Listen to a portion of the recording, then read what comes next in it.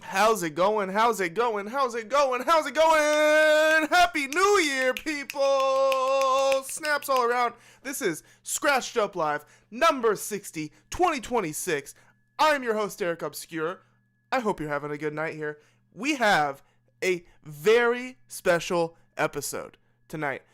This is obviously the first episode of the year, but also it is the long-awaited, much-anticipated, highly worked on albums of the year list time. Now, baby, let's go! Oh my gosh. This is my Super Bowl, people. This is my Super Bowl. I prepared all of the month of December. The entire month of December, I was hard working, going back, carefully listening to dozens and dozens and dozens of my favorite albums of 2025. Literally starting January 1st, like all of the albums that I was made aware of between January 1st, 2025 and December 31st, 2025 were in consideration for this list.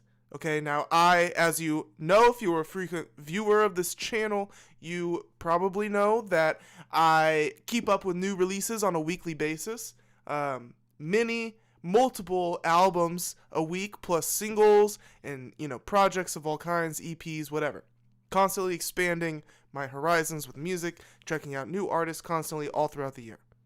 I have a playlist, and I might as well just pop it up and do the whole explanation here, the whole methodology behind this list before I get into it, because I think it'll just give people watching a greater appreciation for what I've created here, which in my opinion is the greatest albums, the greatest best albums of 2025 list ever. Right? That's my opinion about my own list. It is the greatest albums of the year list created, and so I have a methodology behind it. But all right, so throughout the year, I add and vet multiple times songs that I am rocking with, songs that are meeting the moment. I add them to this playlist all throughout the year, just titled 2025. So 2025, I ended this playlist with 2,556 songs. All right. Now, I went through this playlist, and I kind of scanned through it, went through it, and I was like, okay, so these are the albums that, I'm clearly rocking with the most because it's, got the most songs in this playlist. Like, for example, here's The Game's Gangsta Grill's Every Movie Needs a Trailer. So I put 11 songs from this album into my 2025 playlist, right? You guys saw me listen to this one just a couple weeks ago. And so I went through and I was like, okay, which ones have the most songs in this playlist? Which ones am I connecting to personally? And I gathered a list of probably 50 or 60 albums. Probably closer to 50 albums. And that was at the very beginning of December. I went through and I listened to each one thoroughly. Every moment of each of those albums, I went through and I listened to it with the thought process of, okay, I'm going to whittle this down to 18 albums. All right. 9 hip-hop albums, 9 rap albums. Well, yeah, it's 9 hip-hop albums and then 9 non-hip-hop albums. This is a hip-hop focused channel. I'm a hip hop head, so a slight bias towards hip hop, and then every other genre kind of takes up the space of the other half of the 18. So 9 hip hop albums, 9 non hip hop albums, could be any genre. And the thing is, people are rapping in other genres a lot these days. So it's not like 9 rap albums and 9 albums with no rap at all. It's turning out to, and I've been doing my year-end list this way since 2020, but I didn't start my YouTube channel until 2024. So this is only the second year I've done this on YouTube live for people, but I've been building my list the same way since 2020, and I've gone through, I did a whole video where I went through all the 75 albums that I didn't cover before I started the channel, like the other best albums of the decade. You can go find that on my channel, so you can see all of my favorite albums from 2020 until 2024, and tonight I'm going to reveal 2025. But anyways, whittled it down from like 50-ish albums to 18, and then I've also got a list of honorable mentions, right? So the top 18 albums, my 18 favorite, I ranked favorite to not as favorite, right? Still love all of these albums. They're my top 18 favorite albums of the year, but I've ranked them from 1 to 18, 1 being my favorite. And we're going to go through that list, plus the honorable mentions, and I'm fucking psyched. I'm not kidding you. I spent the entire month of December building this list. It was painstaking, and I put my best foot forward on it, and I hope you discover something new tonight, or rediscover an album that maybe you forgot about, or maybe go back and listen to an album that you kind of discarded at first, but maybe you just needed another listen or two. Let me pull up. So I've got a presentation here. So un momento. Let me pull it up. It's loading. Got a PowerPoint of sorts, right? A PowerPoint or something like that.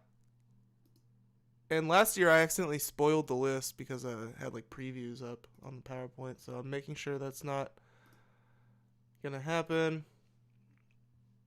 Okay. 2025 report card. Quarter day recordings. Let's see if I can just make myself a hair larger here. Okay. Are we ready? Well, I'm ready. And the first slide is just honorable mentions. So we're starting off with honorable mentions. This is 18 honorable mentions in alphabetical order here. And I'll just read it off for you quickly. We got Roulette by Alchemist. Not Alchemist, Alphamist. It's a jazz record. We got Gollywog by Billy Woods. Essex Honey by Blood Orange. Starline by Chance the Rapper. Psychic Warfare Department by Chester Watson. Dumb by Emma Louise and Flume. Alfredo 2 by Freddie Gibbs and the Alchemist. Hyper Youth by Joey Valance and Bray. Rhoda by Cal Banks, who's the one of the newest signees to TDE. We got Piff by Lord Sco. Kaus by Miguel. Showbiz Deluxe by Mike. Light Years by Nas and DJ Premier. Ultrasound by The Neighborhood. Zombie Love Kensington Paradise Deluxe by Skrilla 6'7". We got Monster of the Week by Tulpa. Viagra Boys by Viagra Boys, and Moisturizer by Wet Leg. Those are honorable mentions. They didn't quite make the top 18, but they make the next 18, okay? And I didn't take the time to rank these ones. Just the idea is, let me tell you this. The idea is, so for the main list, it's 18 ranked, and that's 9 and 9. And these honorable mentions, in my mind, take up spots 10 and 20, right? So it's like, why not make it an even 20? Well, my 10th favorite hip-hop record and my 10th favorite non-hip-hop record are just, the honorable mentions. All these are tied in my mind for like the 10th spot. The spots 19 and 20 to round it out at a cool 20. But I stuff all these in here. I hope, that's how I like to do it. It makes sense to me, right? So I hope it makes sense to you. Now, without further ado, let's start the list at number 18.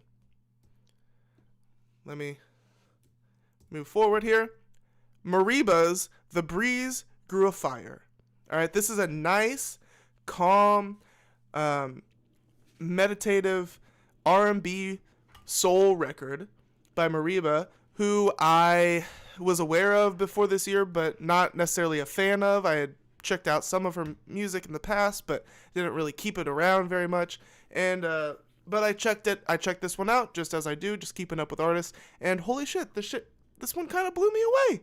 Clearly, I mean, I liked it so much that it beat out a lot of other records here. And this one also did make my halftime playlist, or my halftime list, which I did in June of like a halftime report of the year. This record was in there, and still throughout the year I've been continuing to rock with it. I definitely recommend you go listen to it, and I'll just kind of leave it at that. She's got a sweet, just a real sweet, tender voice, and it's so pleasing to listen to, and her melodies and whatnot are just very relaxing and soothing and great for the soul.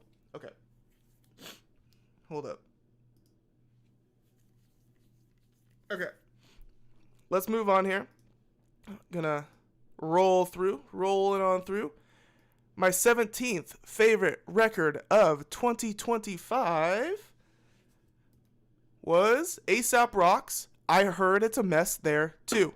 All right, now this was his second record of the year, his second hip-hop album of the year, and definitely my favorite of the two. He also dropped, I think it's called Black Market Superette, and I was a little disappointed by that one. I still, liked it, but it wasn't kind of hitting my nerves like I wanted it to. But then he pretty quickly followed it up with this amazing record here that really just, it strips away all of the, I don't know, what one might see in A$AP as heady. It strips away a lot of the headiness that A$AP Rock's music can sometimes suffer from. And it's just like straight boom bap beats, and it's killer hooks, dude. These killer catchy hooks, and it's not too lofty, not too big of like these complicated stories or anything that A$AP again kind of sometimes will suffer from.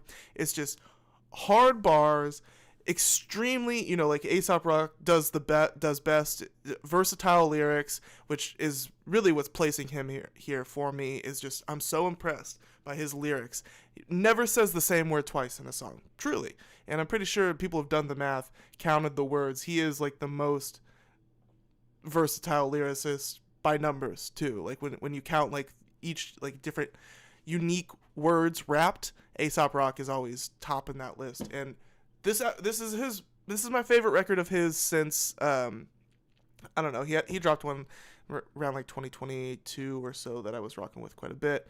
The name is kind of escaping me in this moment, but super thrilled about this one. Highly recommend it if you like boom bap beats. I mean, I'm pretty sure he made this all on like one specific kind of sampler. Like it's a record where it sounds like all of the beats were made on one device. And that's a great thing here. He really knocked it out of the park with this one. All right, my 16th favorite record of 2025, Dominic Fike's Rocket. Now, this one was not in the plan, all right? I was never a fan of Dominic Fike up until this record dropped this year. Truly, never a fan. I had checked out his music for the first time maybe in like 2020 or so and was almost immediately turned off. And then I saw him in Euphoria and was like completely turned off by his appearance in that show.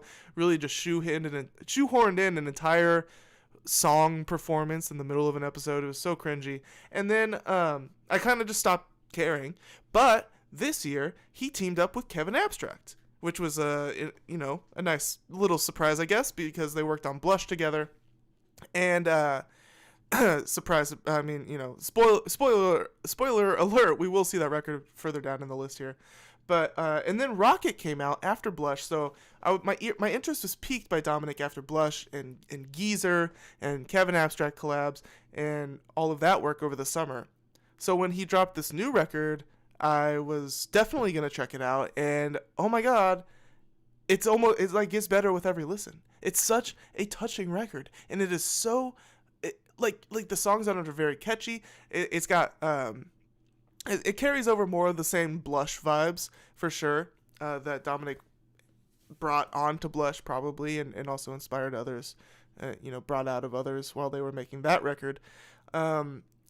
So I think in a way this one and Blush are connected in a way, and I'm just loving both of those records, and I'll have more to say about Blush in a little bit. But yeah, I highly recommend this. This was like maybe like the biggest surprise that it actually ended up squeezing its way onto this list. Because I made this list not by like, oh, I like this guy, or like, I think I like this record a lot. No, I sat and I listened to each record, and I was like, which one sounds the best to my ears? Which one moves me the most? And this one, it beat out a lot of records. So shout out Dominic Fike, really coming into his own in 2025. And I can't wait for the Geezer record. And I can't wait for more Dominic Fike solo material. Shout out.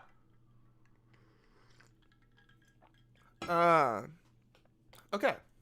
My 15th favorite record of 2025 was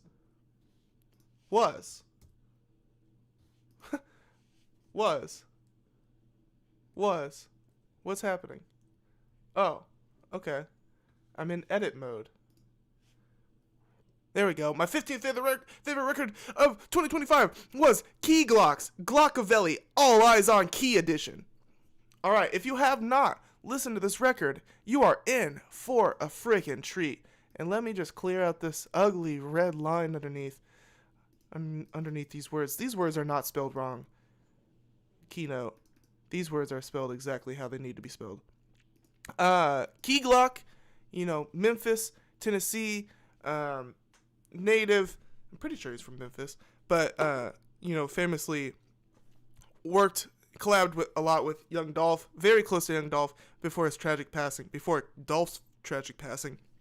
And since Dolph's passing, Key Glock has taken the torch and sprinted with it. This is the second time he has ended up in my year-end list this decade, which before 2021, I had no idea who Key Glock was. So, he's a fair bit of a newcomer, for me personally. I was never really super big into Young Dolph until 2020. 2019, I think, is when I got into Young Dolph, and then I didn't ever really listen to Key Glock until Dumb and Dumber came out, but I was never really blown away by the Dumb and Dumber projects.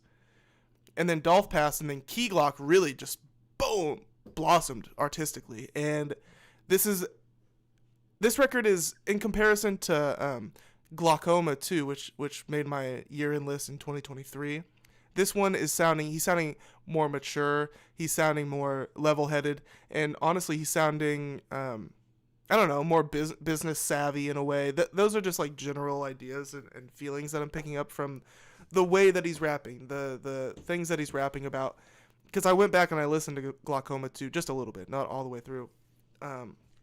And I was just kind of de facto doing some comparisons because I had just listened to Glockavelli quite a bit last month while making this list. And then some of his older tracks came up, and I'm like, oh, so this year Key Glock is really sounding, like I said, more mature, more thoughtful, but banger after banger after banger. And this All Eyes on Key edition is like the deluxe. So Glockavelli came out earlier this year, and it really didn't make much of a splash for me. But it was when the All Eyes on Key edition came out with an extra like 10 tracks on it, where those tracks are killer. And then it just had me continuing. It just kept putting those other original album tracks in rotation for me. And so now they're just like, they're canon.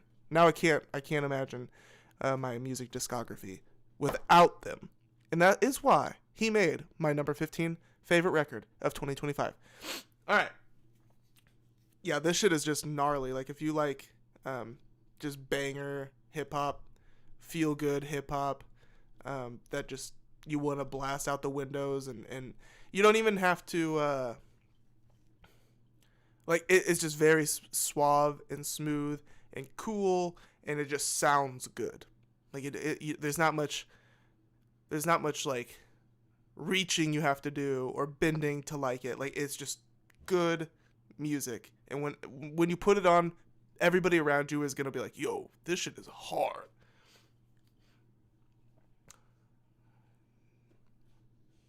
Okay. Record number 14.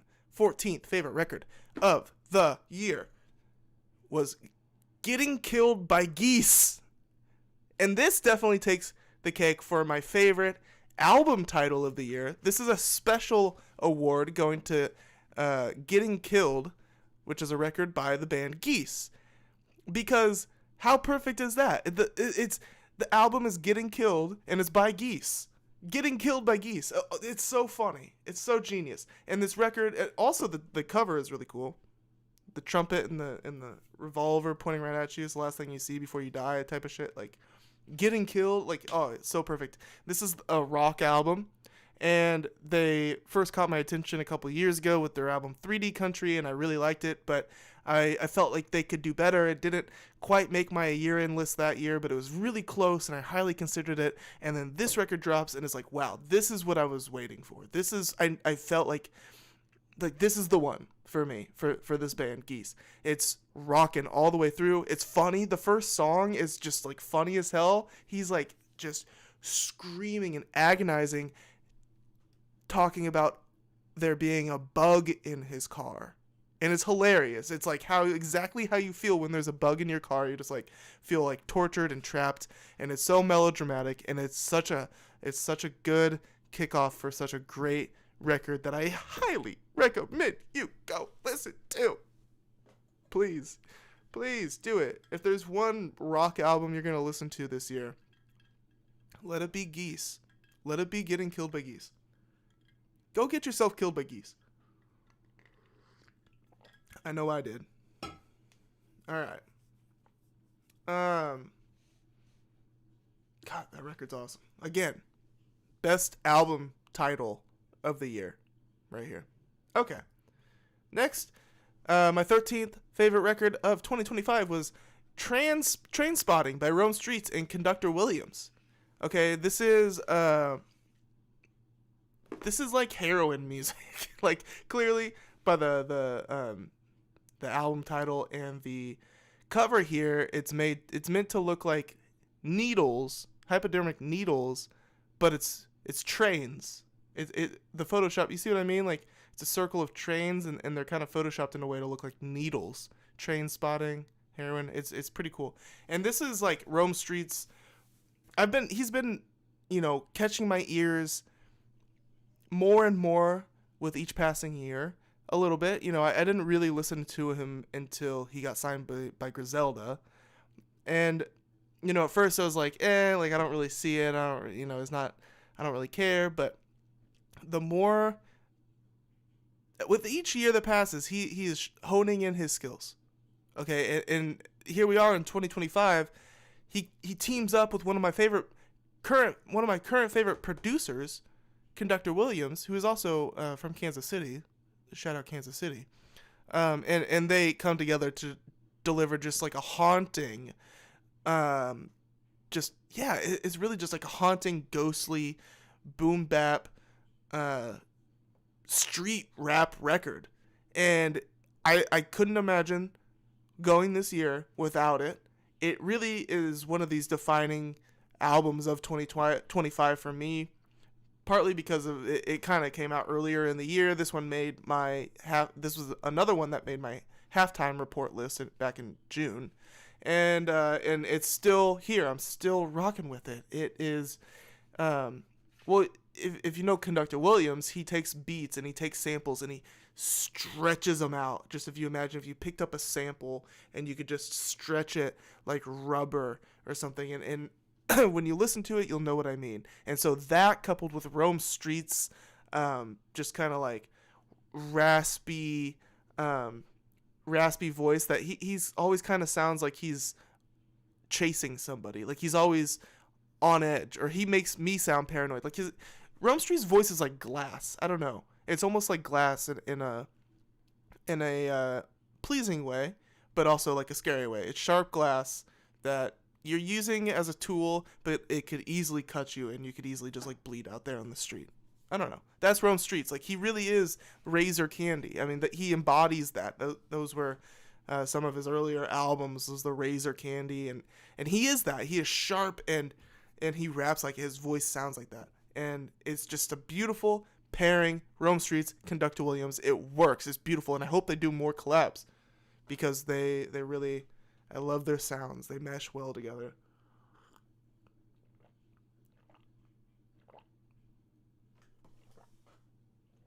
Okay. Number 12. The 12th greatest record or album or music project of 2025 was FKA Twigs' Eusexua.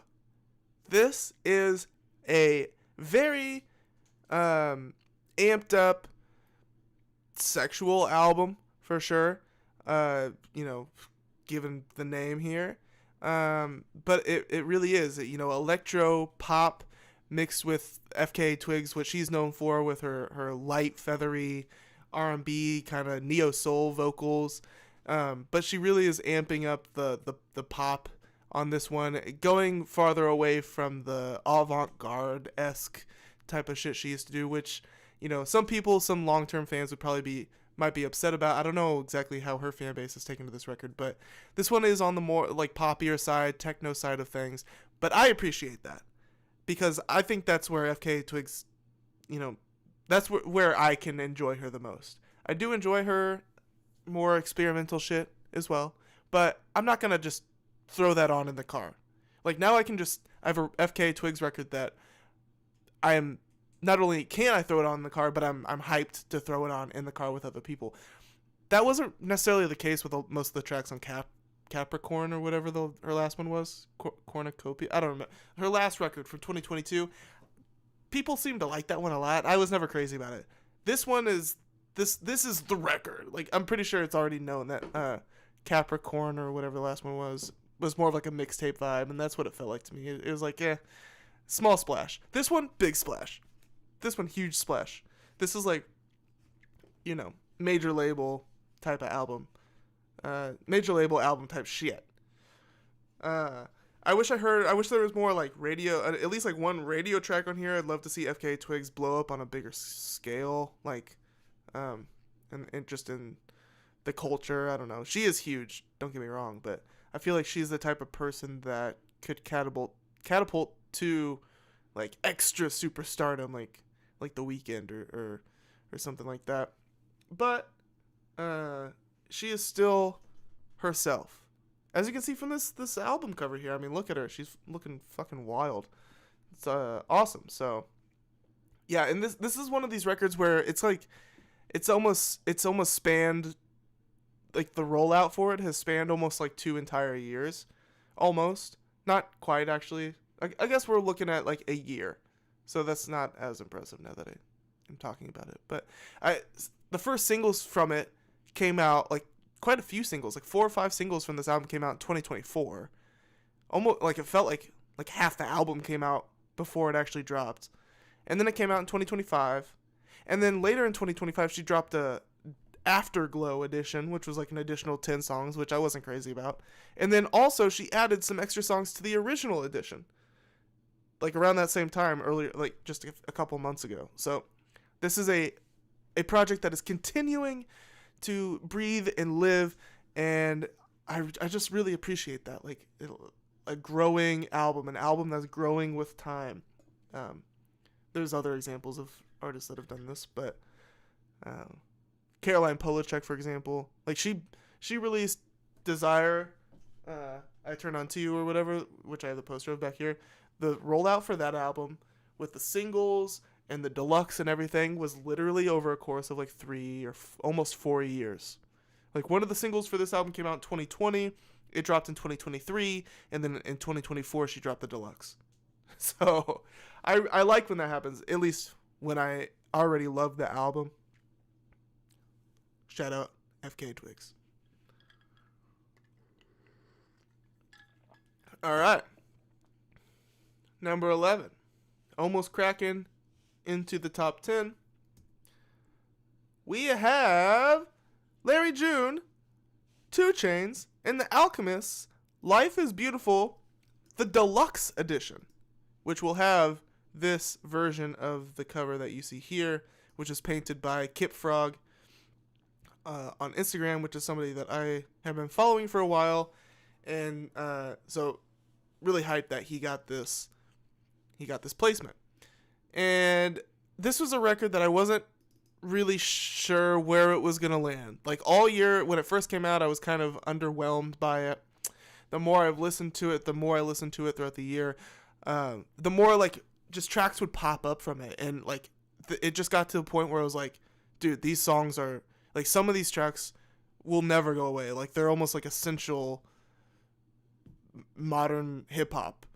Just immediately, not even trying, they just pop up, and it's like, wow. So I just kind of naturally over time grew a love for this record, and then the deluxe came with this souped up album cover, so I was a little extra hype about it when that happened, and the 2 extra songs on it were great additions, so that's why I'm recommending specifically the deluxe edition here, because those 2 extra tracks are worth it. And yeah, like, I had a lot of the Alchemist's projects in consideration here. There's this one, there's the Freddie Gibbs one, Alfredo 2, that made the honorable mentions list. There's also his collab with Hit Boy, Goldfish, and a couple of others. And, you know, I listened to all of them. I had a feeling at least one was going to make this list, but I did not expect it to be this one. But just, like, stacking them all up, this is the one it sticks. Like, these hooks, 2 Chainz is perfect on it. And Larry June, I'm not always crazy about, but the 2 Chainz, the compliment, Larry June and 2 Chainz complement each other perfectly, and I don't know how that came to be, but whoever had the first idea for them to do a collab together, I don't know how it happened. Maybe it was just organic. Maybe they're just homies, and it just happened organically. But if there was somebody that heard it and was like, I gotta get Larry June and I gotta get 2 Chainz on this record together, if the Alchemist did that, like, that is genius level thinking, because my God, they complement each other beautifully. And then of course the Alchemist does his thing on it. It's great. And then we even get Alchemist rapping on the last bonus track, which is a nice addition there, because, you know, just a little like, yeah, like, I've been here the whole time, guys, kind of deal.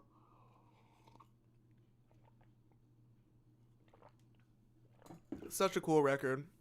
And I think people maybe kind of wrote it off at first, and maybe they still are, because of, oh, it's just another Larry June record, another Alchemist record, 2 Chainz, I don't care about 2 Chainz, you know. But no, like, truly, I highly recommend you give this album the time of day, listen to it, digest it. It's swaggy, it's suave, it's cool, it's really well written. And it really is just about life being beautiful. It's not any more complicated than that. And so I just highly appreciate that. Okay. We made it to the top 10. Top 10. All right.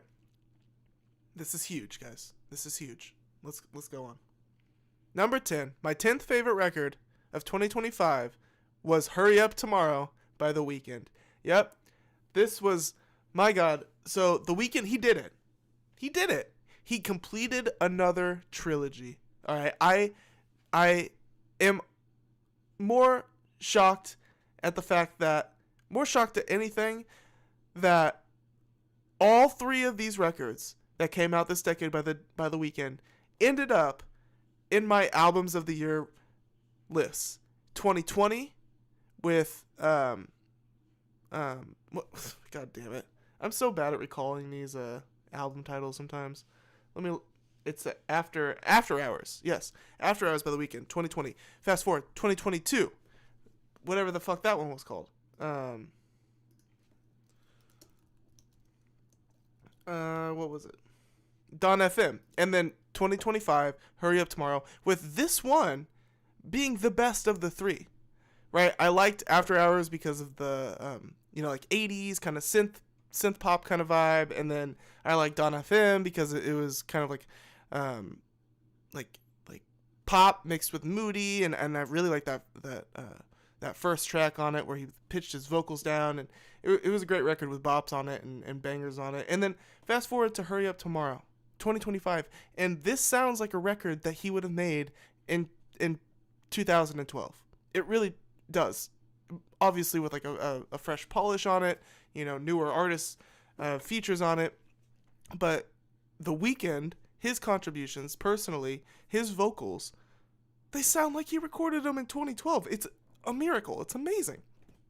And so this record proves to me that The Weeknd is he can do it all. He has all of these eras in his back pocket, and I truly think that he can pull any of those eras out at any time he wants, whenever he wants, and do them just as well as he did in the era itself. He could do Starboy. He could do he could do Echoes of Silence if he wanted to. He could do Don FM. He could do them all, whenever he wants, at any time. And that, to me, that is extremely impressive. Now, we are going to ignore the Hurry Up Tomorrow movie that also came out with this album earlier this year. I didn't watch it. I heard it was terrible. So his acting, we're going to ignore the acting. We're going to ignore the movies.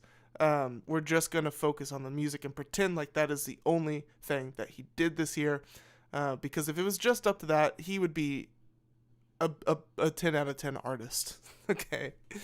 But that's okay. We don't need to dwell on the movie. I should watch it though. But I just, again, am so shocked at how he still sounds like he did when I first fell in love with him. How he can still conjure up those like dark, moody, feelings of like longing and desire and whatnot, and just make you feel like I don't know, the mystery. The mystery is still there in the music, at least. In the music. Not in the man, but in the music. It's great. So shout out The Weeknd. I truly, I am also surprised that he is still turning up in these lists throughout all of these years. Like, he is honestly, in my opinion, to me, he's never missed. The Weeknd has never missed. You may disagree with that. You may highly disagree with that. But I disagree with you disagreeing with that. Because every time he drops an album, I'm just like, whoa, dude, whoa. Like, all right, anyways, moving on. My 9th favorite record of 2025 was Youth Lagoon's Rarely Do I Dream. Now, this is like an alternative soft rock kind of vibe here. Like really soft rock, actually. Maybe not even rock. Maybe like alt pop kind of vibes here. Even some like beachy kind of thing going on here. Like some almost like surfer dude kind of shit. I don't know how to describe it. I don't know if there's a genre name title for that. Not necessarily not like butt rock, but almost maybe almost like Daniel Johnson in a way. Is that who I'm thinking of? Yeah, Daniel Johnson, right? Let me see here. But regardless, this shit is super... Yeah, Daniel Johnston.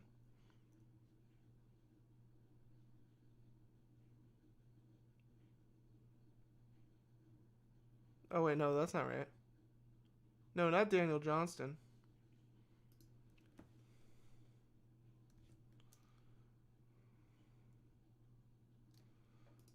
Anyways, this record is beautiful.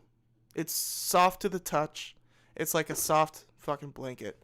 Trevor Powers is the musician, and Youth Lagoon is like his stage name. So this is really just like a guy named Trevor Powers, who I never heard of him. Never heard of this guy before this year. And this record just really kind of swept me off my feet. For real. It's just kind of ringing in my head right now. Soft pianos.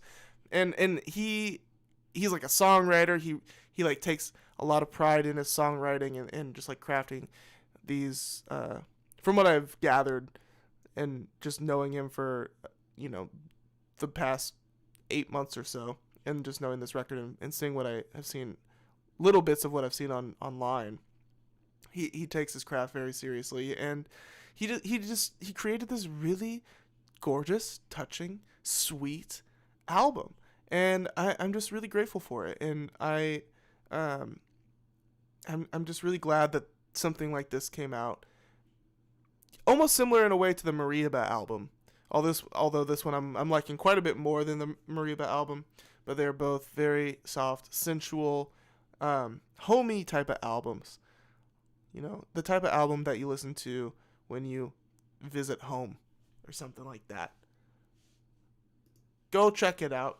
By the way, I'll be linking. Yeah, I'll do that. I'll have to add it in the description, but I'll be linking each one of these albums, like a stream link.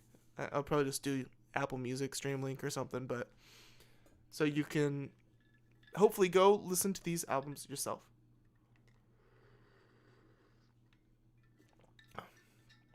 Okay. Number 8. My 8th favorite record of 2025. Well, let's see what it was. I don't even remember. I honestly don't know what's going to come up right now.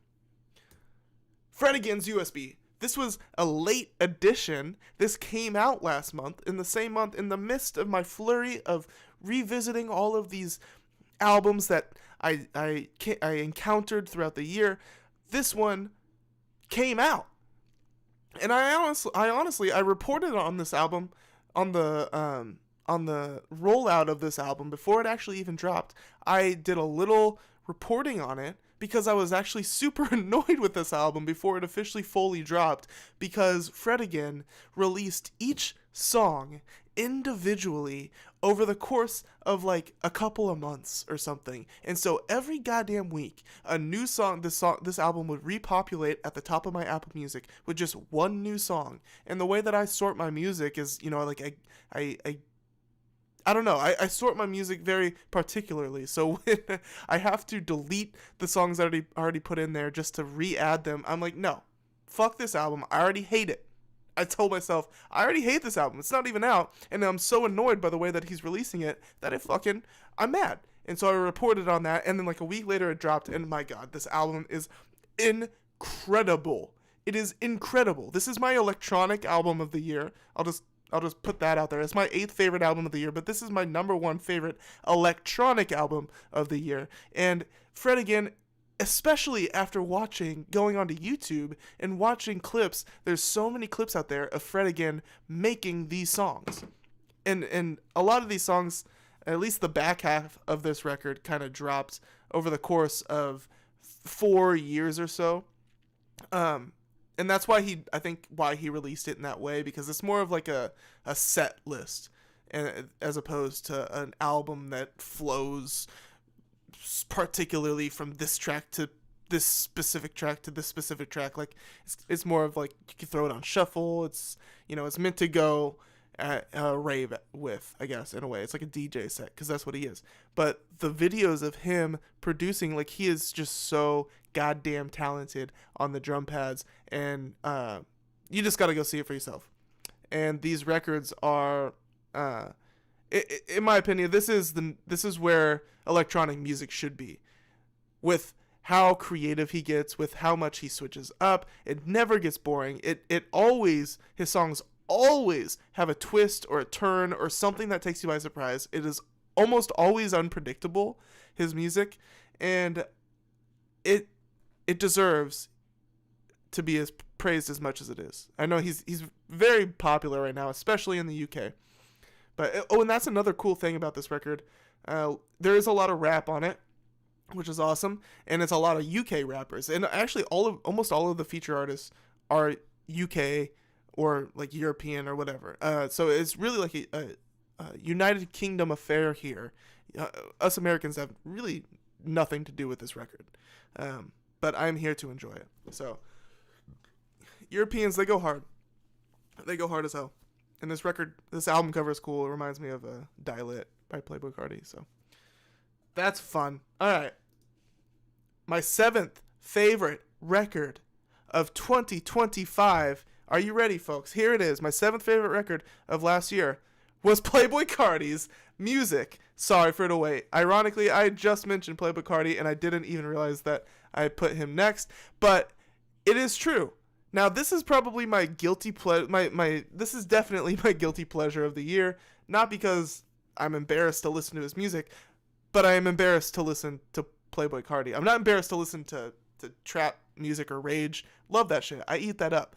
But Playboi Carti is a very morally questionable person at this point. Abuser, right? Hitting his pregnant girlfriend, that kind of shit. But my God, this record is so good. It's so robust. It's huge. This thing is long as hell. And by the way, I'm specifically shouting out the Sorry for the Wait edition, which is like the deluxe edition, because that adds 3 crucial tracks: 2024, Backdoors, and Fuck On My DJ, which came out in 2024, but they deserve to be on this record. That's their home. This is their home. And so that's why I recommend that the Sorry for the Wait edition for sure. What do I say about this? I mean, the Kendrick features, I mean, that shit's crazy. So cool. Playboi Carti, he's a true chameleon. He is a true chameleon, and I mean, it's just raw talent. It just comes down to raw talent. It's not like, oh, he's a genius or this or that. Like, no, the dude is just like really versatile. His vocal range is super versatile. He's very creative. He always is trying something new. And the features that he pulls on this thing are just unignorable. The beats on this thing are fucking crazy, dude. Like, some of the most fun music to come out all year. And I can't deny it. I can't deny it. I haven't put this record down. Every time one of these tracks come on shuffle, I listen to the whole thing. And sometimes I'll maybe even seek out more after one has popped up on shuffle. Because once I listen to one, I want more. And going through and listening to all these records, listening to this one might have been one of my most fun listening experiences, just going back. And it's so long, which isn't always a good thing. But when I love all of the songs, a long record is amazing because there's just so much. So I'm just eating up. It's like an hour and a half of music here, and maybe even longer. But I'm thinking probably just about an hour and a half. And my Lord, is this thing. It just goes and it gives. It's got so much to give. My Lord. But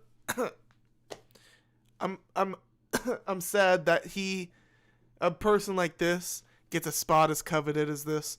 But I can't lie. Like, I'm just strictly talking music here and Playboi Carti. I mean, it says it right here. He's telling us. He literally told us. And turns out, I don't think he's lying. Okay. It's getting serious here. It's getting pretty serious. My 6th favorite album of 2025. My 6th favorite album of 2025. Hold on. Anyways, back where we left off. My 6th favorite my 6th favorite record, album, music project of 2025 was Saba and No IDs from the private collection of Saba and No ID. Now, before I get into it, I will say this. Oh, shit. There it is. Okay. Sorry, it was lacking there. It took a minute. From the private collection of Saba and No ID. I will say this. While Geese's Getting Killed got my best album title of the year, Saba and No IDs from the private collection of Saba and No ID gets the worst album title of the year. Yes, both my favorite album title of the year and my least favorite album title of the year both made my favorite records of the year list. I don't know if that's interesting to you, but it is to me. But this is what we were waiting for. This is what they were holding back from us for all these years. This is what they were crafting for years. It all made sense once this dropped, because they dropped so many singles for this thing over the course of so many years. You know, I say so many, a handful of years, that I started to lose hope for this project. They teased it. They said, it's coming, we're working, we're dropping singles. And it got to be this year, and I remember thinking, like, yo, this thing better knock my socks off. It better tickle my boots. I just created an expression for what it must do to me for it to be worth it, or for me to even have faith in Saba as a artist anymore, because I was not a big fan of his record before this. Whatever that was, the one Saba's record that came out in 2022.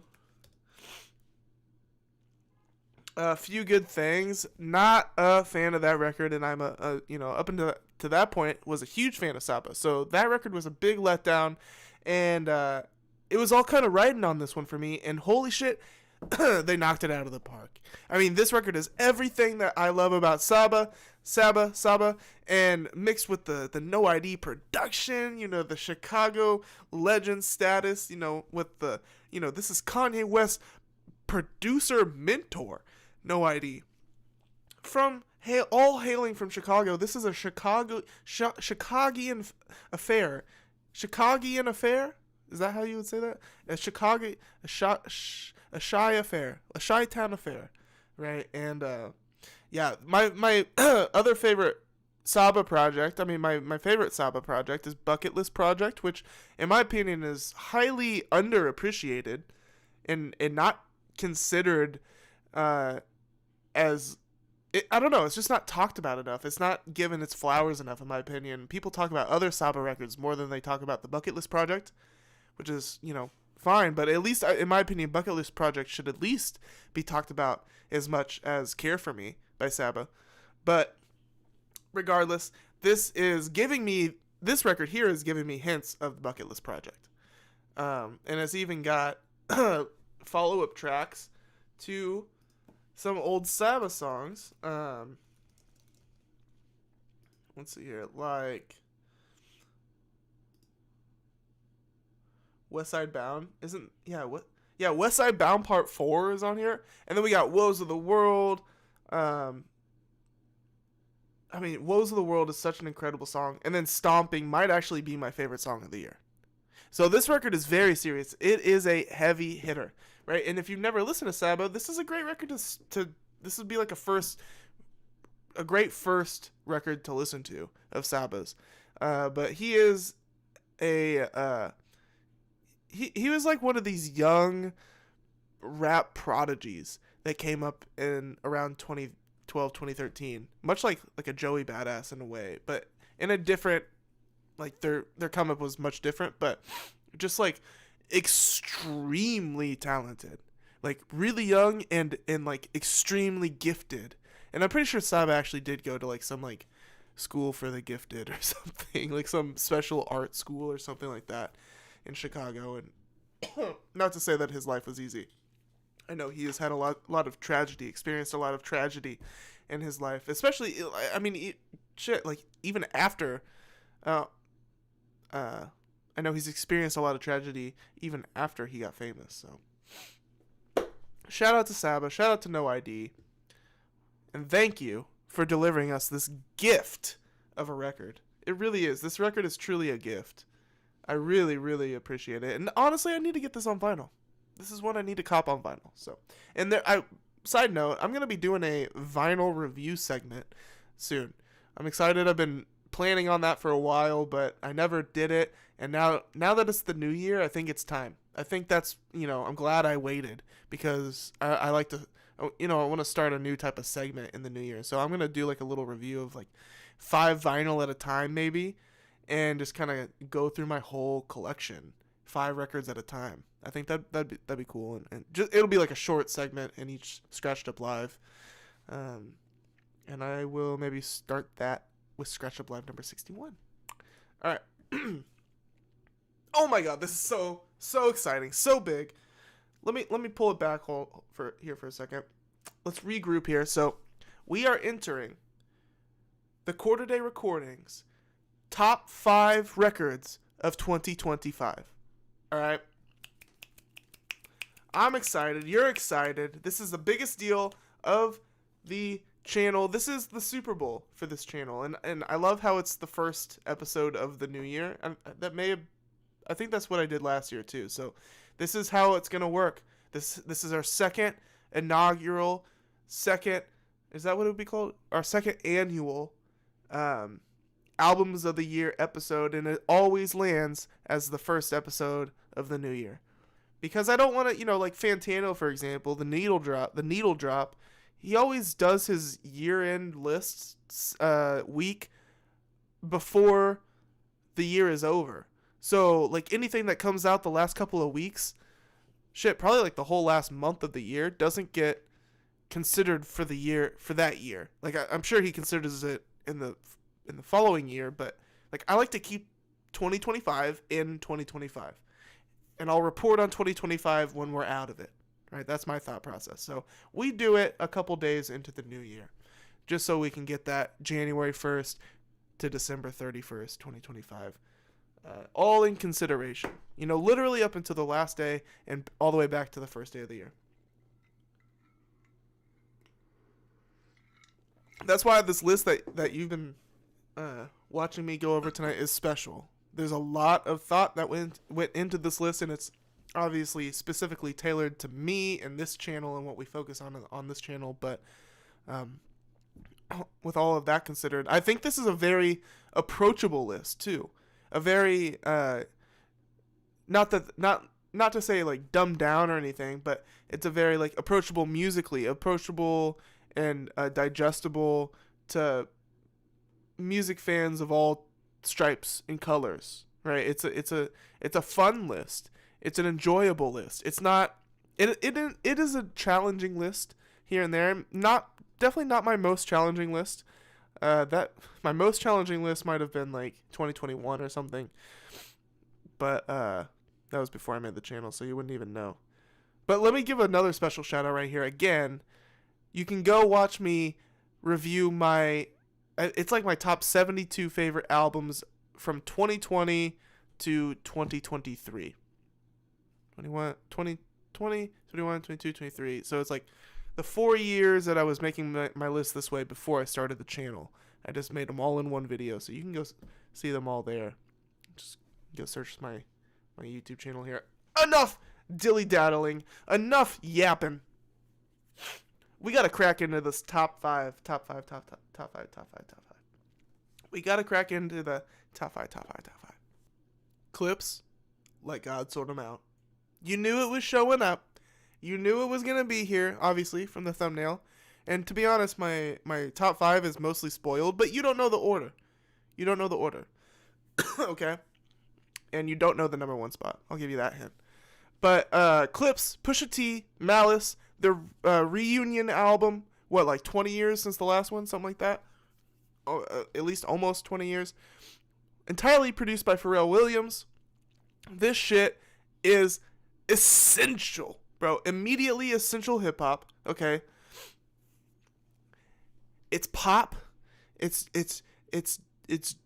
dirty. It's mean. But it's also beautiful and touching. There's a tribute to their parents on it, the first track. It's nasty. I don't know if I said that already, but it's, Pusha T, he's not leaning into the coke thing as much these days, but he is still leaning into the, like, doggedness of it all. Like, he's still leaning into the raw, rough doggedness of it. I love that word of it. I think that's a great word for it. He's still barking. He is bark and bite. All right, Clips is bark and bite, and he is not holding back on this record. And of course, Malice. Can't ignore Malice on this shit.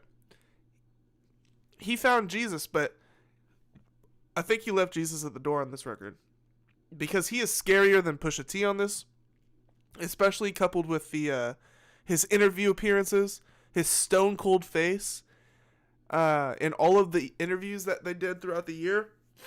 I mean, there is really something special going on here. I can't wait to hear more records. It sounds like they are gonna keep working. I don't think they're pumping the brakes on this at all. And so hopefully that means more of this sooner rather than later. More clips.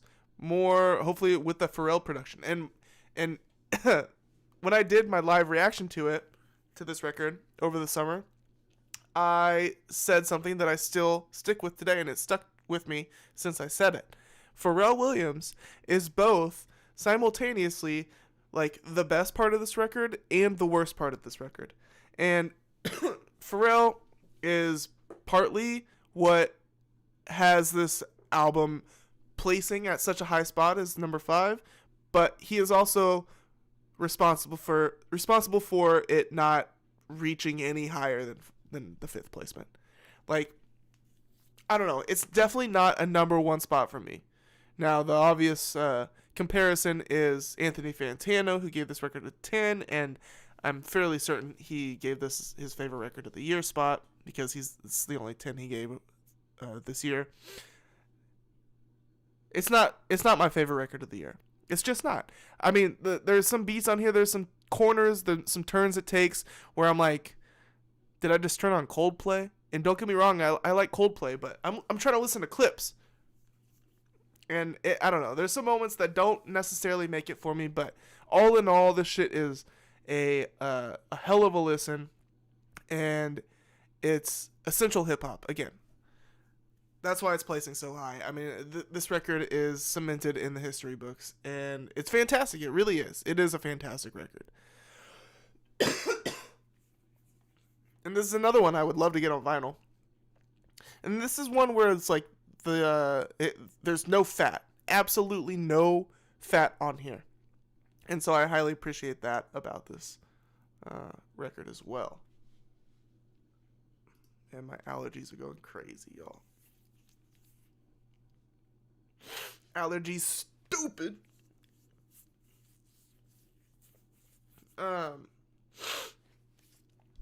Okay. What else can I say about the Clips record?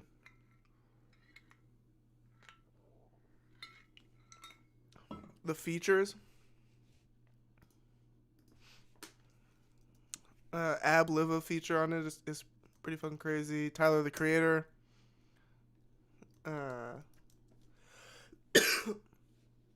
Who else? Who else is on the? Oh yeah, the Kendrick feature. How could I forget?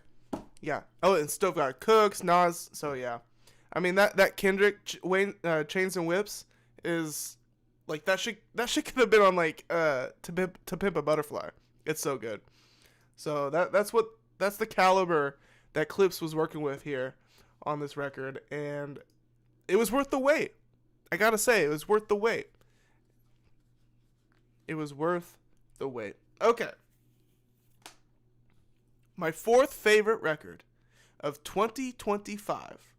Let's check it out.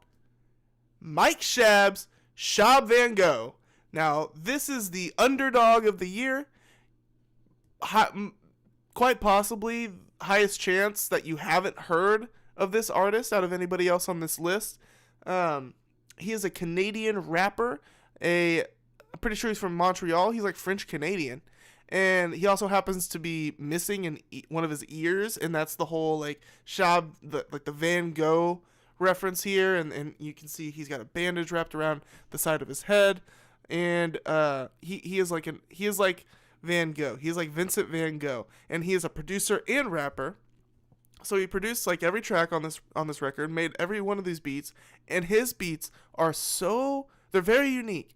This is another rapper or another artist where he always catches you by surprise. You can't predict his next move, and not in a way that's like super weird or just like doesn't make sense. Like it always makes sense, but you cannot predict what he's gonna do. He samples all sorts of shit. He samples some like really odd shit. He does some weird things with the he does some weird things here and there, and it's not necessarily conventional, but his rapping tone and his delivery is very hypnotic, and I really have fallen in love with it over the course of the last 2 years. He also had a record that made 2024's album of the year list, Suicide 3, which I also highly recommend you listen to.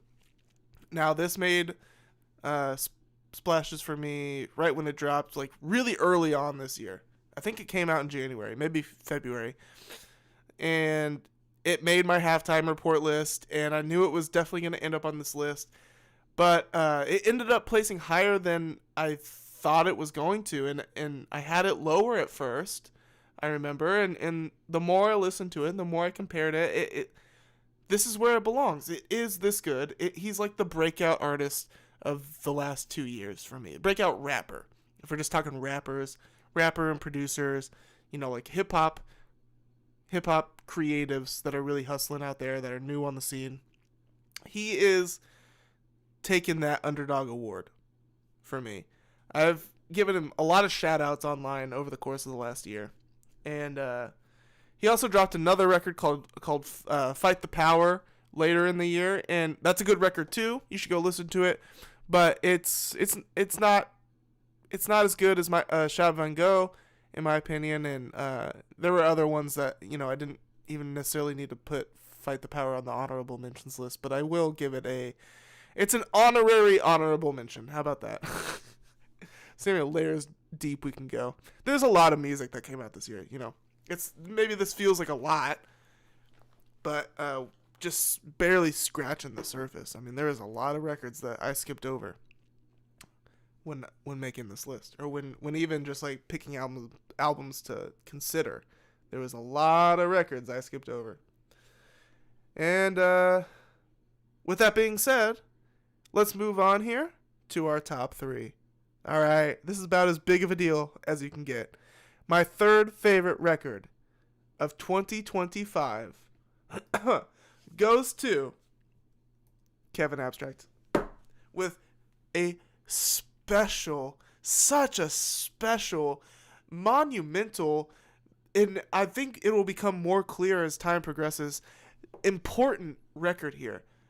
This record truly shows, in my opinion, what Kevin Abstract is capable of.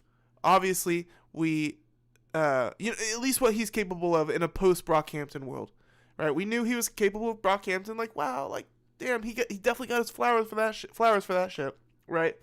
But here he is doing essentially the same thing, but having it feel so brand new and so fresh, and the music ends up turning out to be like, okay, I might get fucking shit for this, but Blush is it's a more cohesive album than like Saturation 1.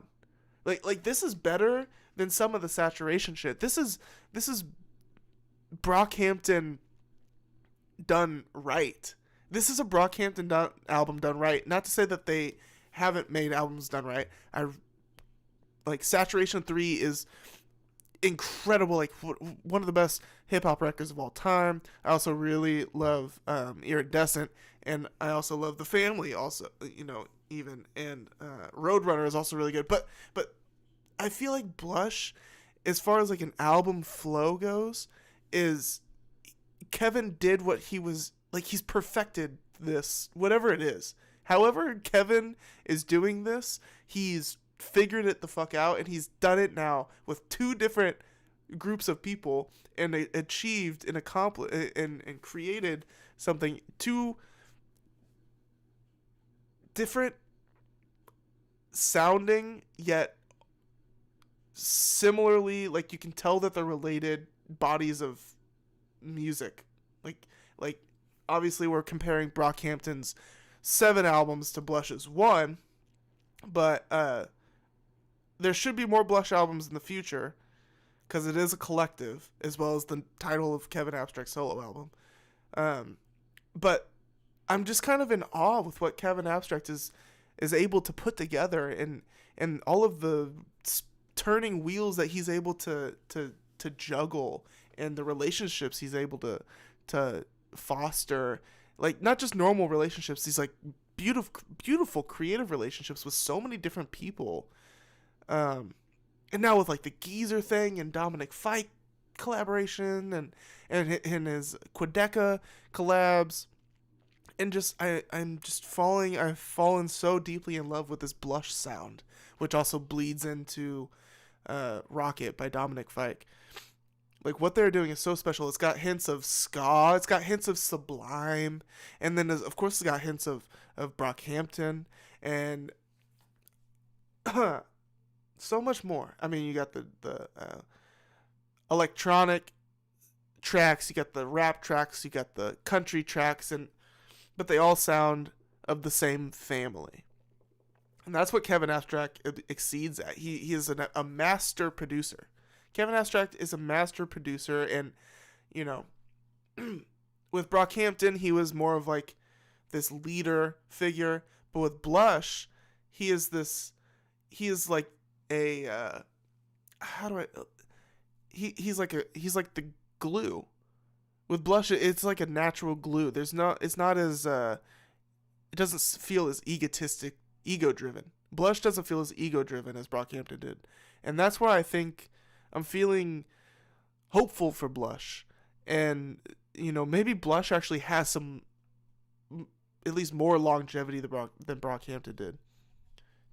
And to be honest, Brockhampton lasted longer than I thought they would. But I don't know. I like the idea that Blush isn't like this solid exclusive band, right? Blush is supposed to be this living, breathing, like organic, creative nebula. I don't know. It's super abstract, but maybe that's the key. Maybe it needs to be loosey-goosey to survive. I don't know. Time will tell. But in the near future, I'm very hyped and excited for the Geezer album. I pray we get that in 2026. I need it. Clearly, I need the Geezer album. Kevin, Dominic, talking to you two. Y'all made the list. You know, don't just take that and you know, collect your flowers and go home. Like, we need you. I would love for that to motivate y'all to give me Geezer, please. Okay, we got 2 more albums to talk about here. 2 more coveted, the 2 most coveted spots of the night. Starting with my second favorite album of 2025. All right, my second favorite album of 2025 goes to Bon Iver with Sable Fable. What a just... I mean, I feel like I don't deserve this record. This record is such a gift, and I did nothing to deserve it. We did nothing to deserve it. But yet, here we are, and we have it, and I actually own it on vinyl, and I meant to set it up right there tonight, but I didn't. And maybe I'll do that next week. I'll set it up for next week's. Just, you know, in reference to this list for a couple of weeks, I'll set it up there. But wow, Bon Iver, he went back and he rediscovered the formula. And maybe he never even lost it, but I think he did. And he kind of was hinting towards that in some of the promo for this record here. He, according to him, was tired, or according to what I heard from like one of my professors, which we were talking about this record because I used it as inspiration for one of my assignments.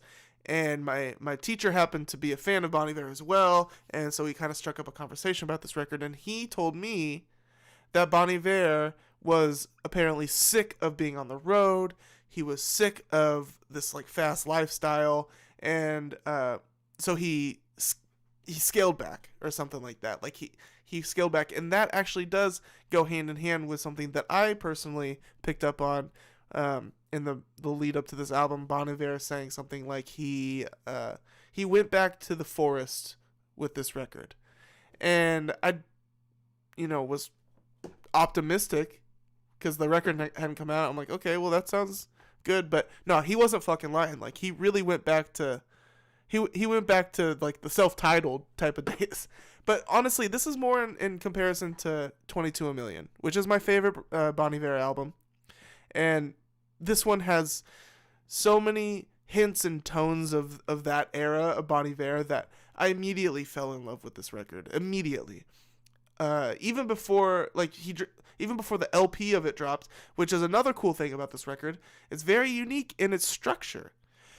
The first 4 songs are an EP titled Sable, and that came out in 2024, I'm pretty sure, at the tail end of 2024. So that's just the Sable EP, right? And then Fable is the LP, but they are connected. They are one and the same.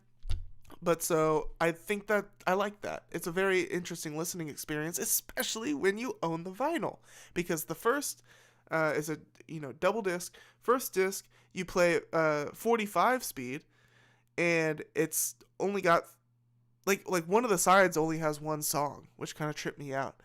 And then the second disc is 33 speed, and it's front and back, and that's the LP. So it makes for a different kind of listening experience as far as vinyl goes, because the record stops, you gotta flip it, and that changes how the album feels, and it changes how you interact with the album when you listen to it that way. And so I find that really special about it. And I don't know, this is the type of record that would just like it hits me so in like such like this personal spot that it's a record that makes me cry. Genuinely, I'm like tearing up describing it and thinking about the music that's running through my head right now about, like, man, I just truly fucking love this record. I don't know. It's amazing. And I might even cry a little bit more. My God, dude. Oh my God. I'm such a pussy. I've never cried on stream. But, dude, my favorite record of the year, Mac Miller's Balloonerism. Because, I mean, dude, talk about a haunting record, man. The last song on this, dude, the last song on this record, when the phone is just ringing and it never answers, I don't know. But that's why it gets my number one spot, because there's not a record that hits me in my emotions as deep as this one does that came out this year. I mean, my God, it was recorded in 2014 during the Faces era, like actually before Faces, and in a 3-day time span, this record was created and then held by Mac in his own personal playlist for years. And then he even went as far as reaching out to this artist to commission or start talking about commissioning an album cover for it based on this artist's work. And so his family was able to put this record out, and I'm just so grateful that we have this, because Mac Miller means the fucking world to me. And this record it's so dope that like this shit was sitting in his Apple Music as a playlist, unreleased, for years. So this is like such a personal album for Mac that he didn't even know how to release it, and he wanted it for himself. And now we are blessed with it as well. And I think about that every time I put this record on. So sorry for getting all emotional, but this record will do that to you. I mean, again, the end of it is just so haunting, and so it's fucking creepy, dude. It really is. And so that's why it stirs up all these fucking emotions, because there's not really another record that's like it out there. Just the history and the context of it is just crazy. And to be honest, as soon as this record dropped, it was the first record to come out this year, and as soon as it dropped, I was like, well, year's wrapped, bro, because it's not going to get better than this. And it didn't. And I knew that as it dropped, the moment that it dropped, the moment that I listened to it for the first time, I was like, wow, this is it. I mean, this is my record of the year. And it is. And that's why I got it. I got, shout out, Ian Woods made this print, and it's kind of hard to see, but it's a cool collage mesh of faces and balloonerism. And it's a beautiful piece of art. And so shout out Ian Woods for that, bro. And that's the list, y'all. Oh yeah, and then I got this. So you can see it in all its glory. And I'll be posting this on Instagram. These images here. We got the list plus the honorable mentions.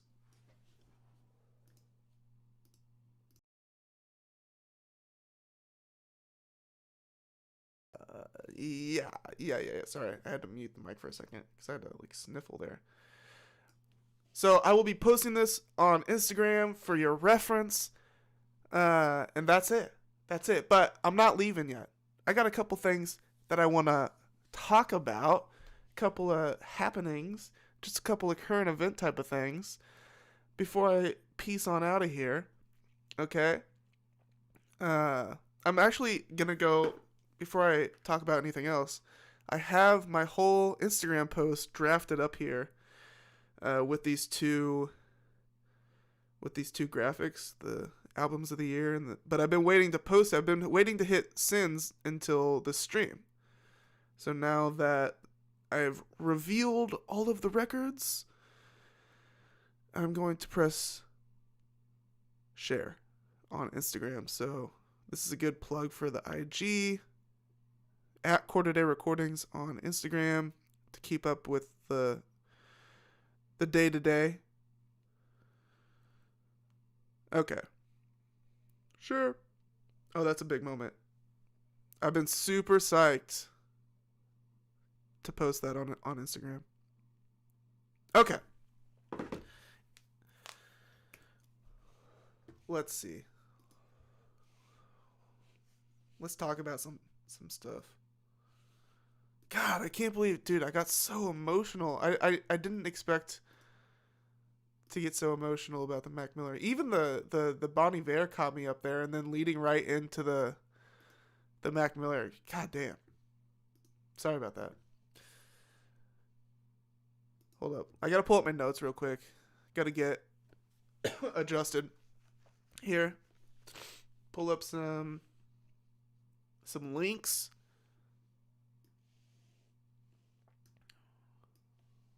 Let's see. Pull some links here. Just a handful of things. Nothing too serious, I guess. Just some fun stuff. Just give me a second. Just that. This.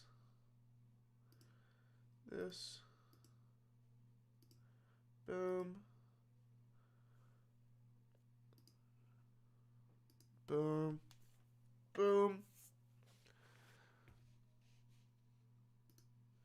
Hit that pause. There is a link below this video. Nope. Shh. Shh. You heard nothing.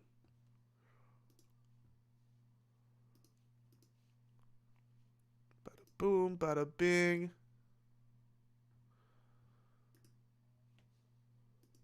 Okay. Can you take a wild guess at what you think the most streamed hip-hop album of 2025 was?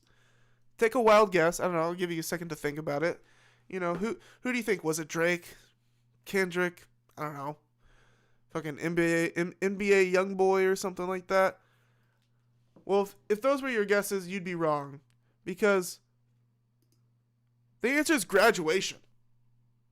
Graduation by Kanye. This record that's like 20 years old. Is it 20 years old? Not quite. Almost 20 years old.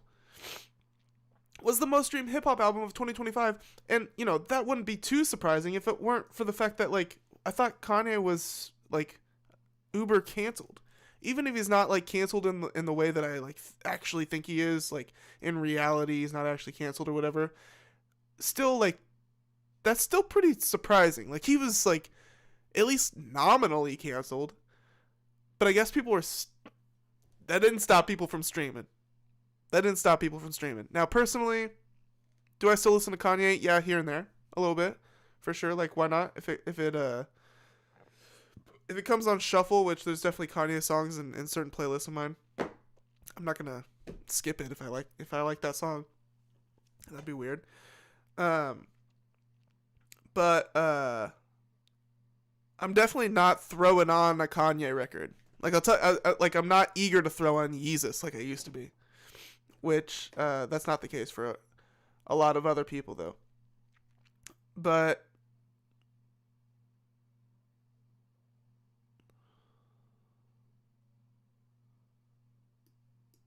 Okay, wait a second. We have some contention here in the comments. Oh, wait. Hold on. One more thing. I'm going to take this screenshot here because I'm really loving this image of Kanye right here. So I'm going to grab that real quick just for shits and giggles. But this comment here took my eyes for a second there. So Hip Hop All Daily responds to Our Generation Music, who said, Our Generation Music posted this and said, Ye takes the crown for most streamed hip hop album of the year with over 8 billion total streams since its release. But Hip Hop All Day, which is an account I've never heard of, but they are verified, so goes, no, it wasn't. It only has 8.2 billion streams total since its release. You think it got 8 billion streams in 2025 alone? No rap album has ever done that in a single year. More gutter journalism and misinformation spreading from OGM and Academics TV. So I'm guessing what happened here is Our Generation, they went back and edited it says it right here. They edited it. So they fixed it. At first they said Graduation got 8 billion streams in 2025. Seemingly like an honest mistake, I guess like a dumb mistake to actually type that out and not like think about that for a second. But they went back and corrected it at least. But Hip Hop All Day on their shit, bro. Man, I should follow them. All right, we're gonna follow Hip Hop All Day. Shout out them for checking Our Generation Music here, but still.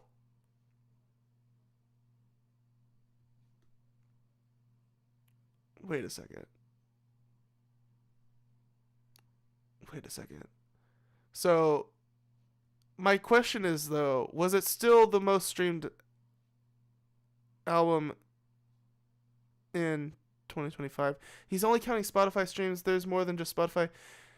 So, Our Generation Music responds to the Hip Hop All Day going, yes, it's 8 billion plus total streams. It's mentioned in the caption. Not trying to be misleading at all. So, I think the idea here is it was the most streamed hip-hop album of 2025, which they are not showing any evidence for that, but they are claiming that. And it's gotten 8 billion streams since its release. So, is there any more discussion here? Still wasn't most streamed. It was fourth behind GNX Music and Chromacopia. Yeah, but it's not the most streamed album in the year of 2025. It's the highest grossing stream album. Man, what's the difference? Man, we're really splitting hairs here. All these streaming numbers are such bullshit. Like, just take them with a grain of salt. Like, truly, who cares about a goddamn streaming record? None of it really, like, what does it even mean at the end of the day? What's the difference between the most streamed album in the year and the highest grossing stream album? What the fuck does that mean? But then Hip Hop All Day responds to Our Generation Music again, saying GNX was the most streamed album this year, guys. It's not even close. It's got double the plays Graduation did. But then Arando responds to Hip Hop All Day. So really taking this one with a grain of salt because but they say, you're absolutely wrong, Smarty. It's on all platforms. Graduation been the best streamed rap album for 3 months straight, while being number 2 to 3 for 4 months. Like, why are you lying?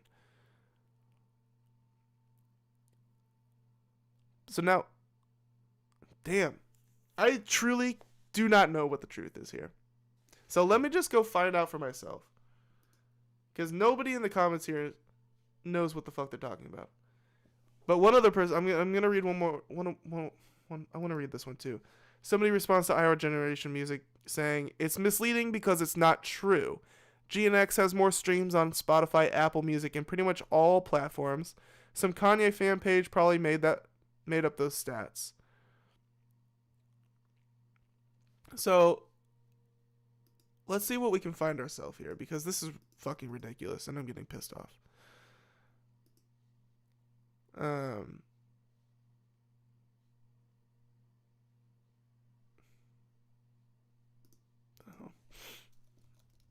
Most streamed hip hop albums 2025.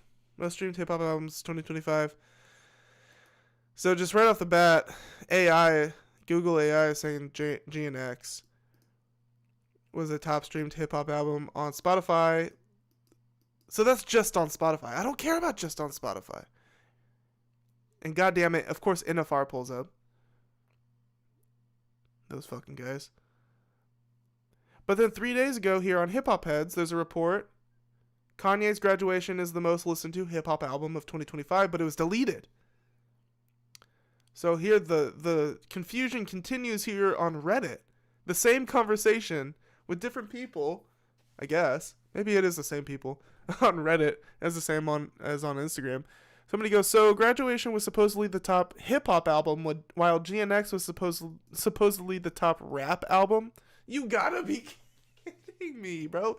If it could get any more confusing and menial and just pointless and just absolutely pointless. If it could get any more of all of that, it just did. Because they're saying that Graduation was supposedly the top hip-hop album, while GNX was supposedly the top rap album. You gotta be fucking kidding me. So I'd love to know what makes Graduation hip-hop while GNX was rap, and what other albums were classified as hip-hop to make Graduation number one. Always annoys me when people use rap as a genre. Yeah, that's part of what I was saying at the beginning of this stream. The way that I set up my year-end list. There's rap. There's a lot of rapping happening in my non-hip-hop section of the list. And there's a lot of non-rapping happening on my hip-hop section of the list. So rap is not a genre. Rap is just a form of speech, pretty much. A form of... Yeah, I guess a form of speech. So I don't know. I'm not getting any more clear answers on Reddit than I was on Instagram, which is honestly quite a shame and pretty embarrassing for Reddit. But 2 days ago, we have a report on hot new hip hop, which I'm actually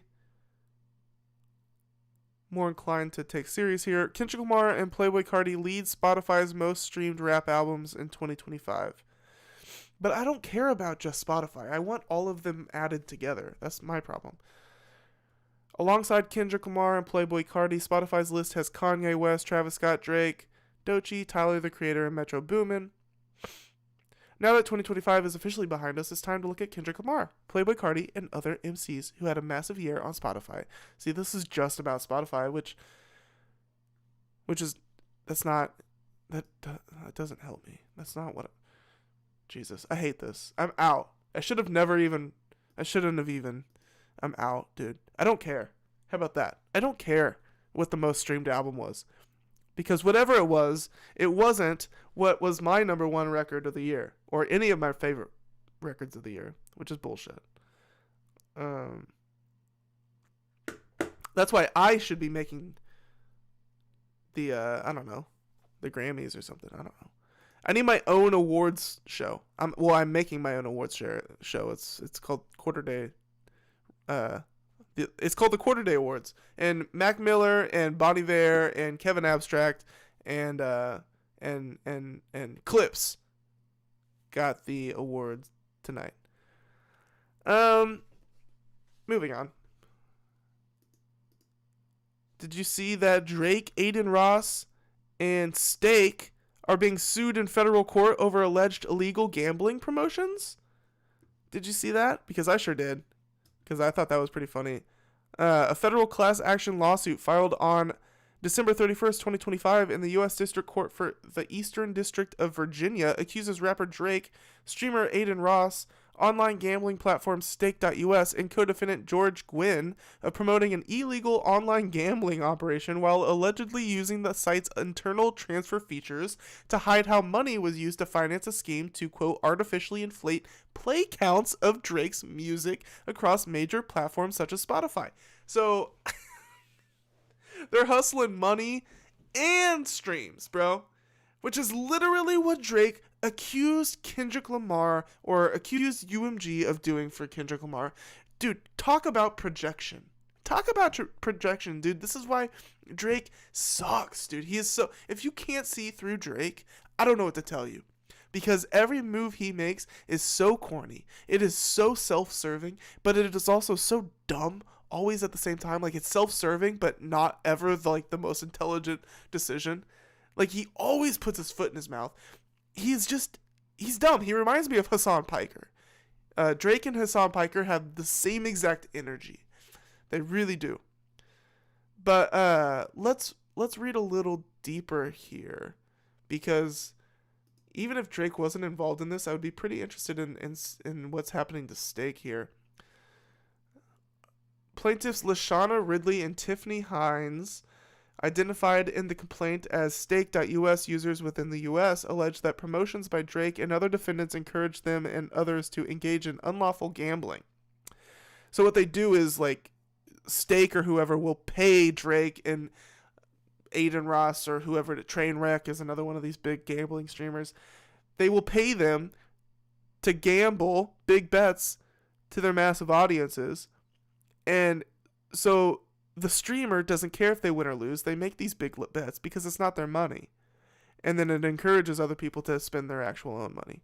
It perpetuates gambling addiction to minors, essentially, or to anybody. But, doing it on a platform like Kick, where, crawling with kids, crawling with minors, there's no, it's just open access, it's public to anybody. You don't have to verify your age necessarily in any meaningful way, and it is disgusting what Drake does. Not only that, but coupling it with this artificial inflation of his music. Like, dude, give me you can't get more low than that. Like, you can't get lower than the fucking floor, but Drake is, really trying. He is trying his hardest.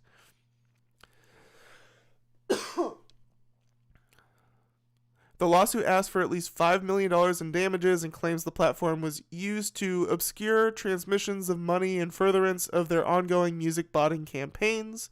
It also asks the court to stop Stake.us from continuing to prey upon consumers and to impose civil penalties on all defendants to deter future misconduct. Yes, we need regulations on this fucking crypto, online, streaming, gambling, casino shit.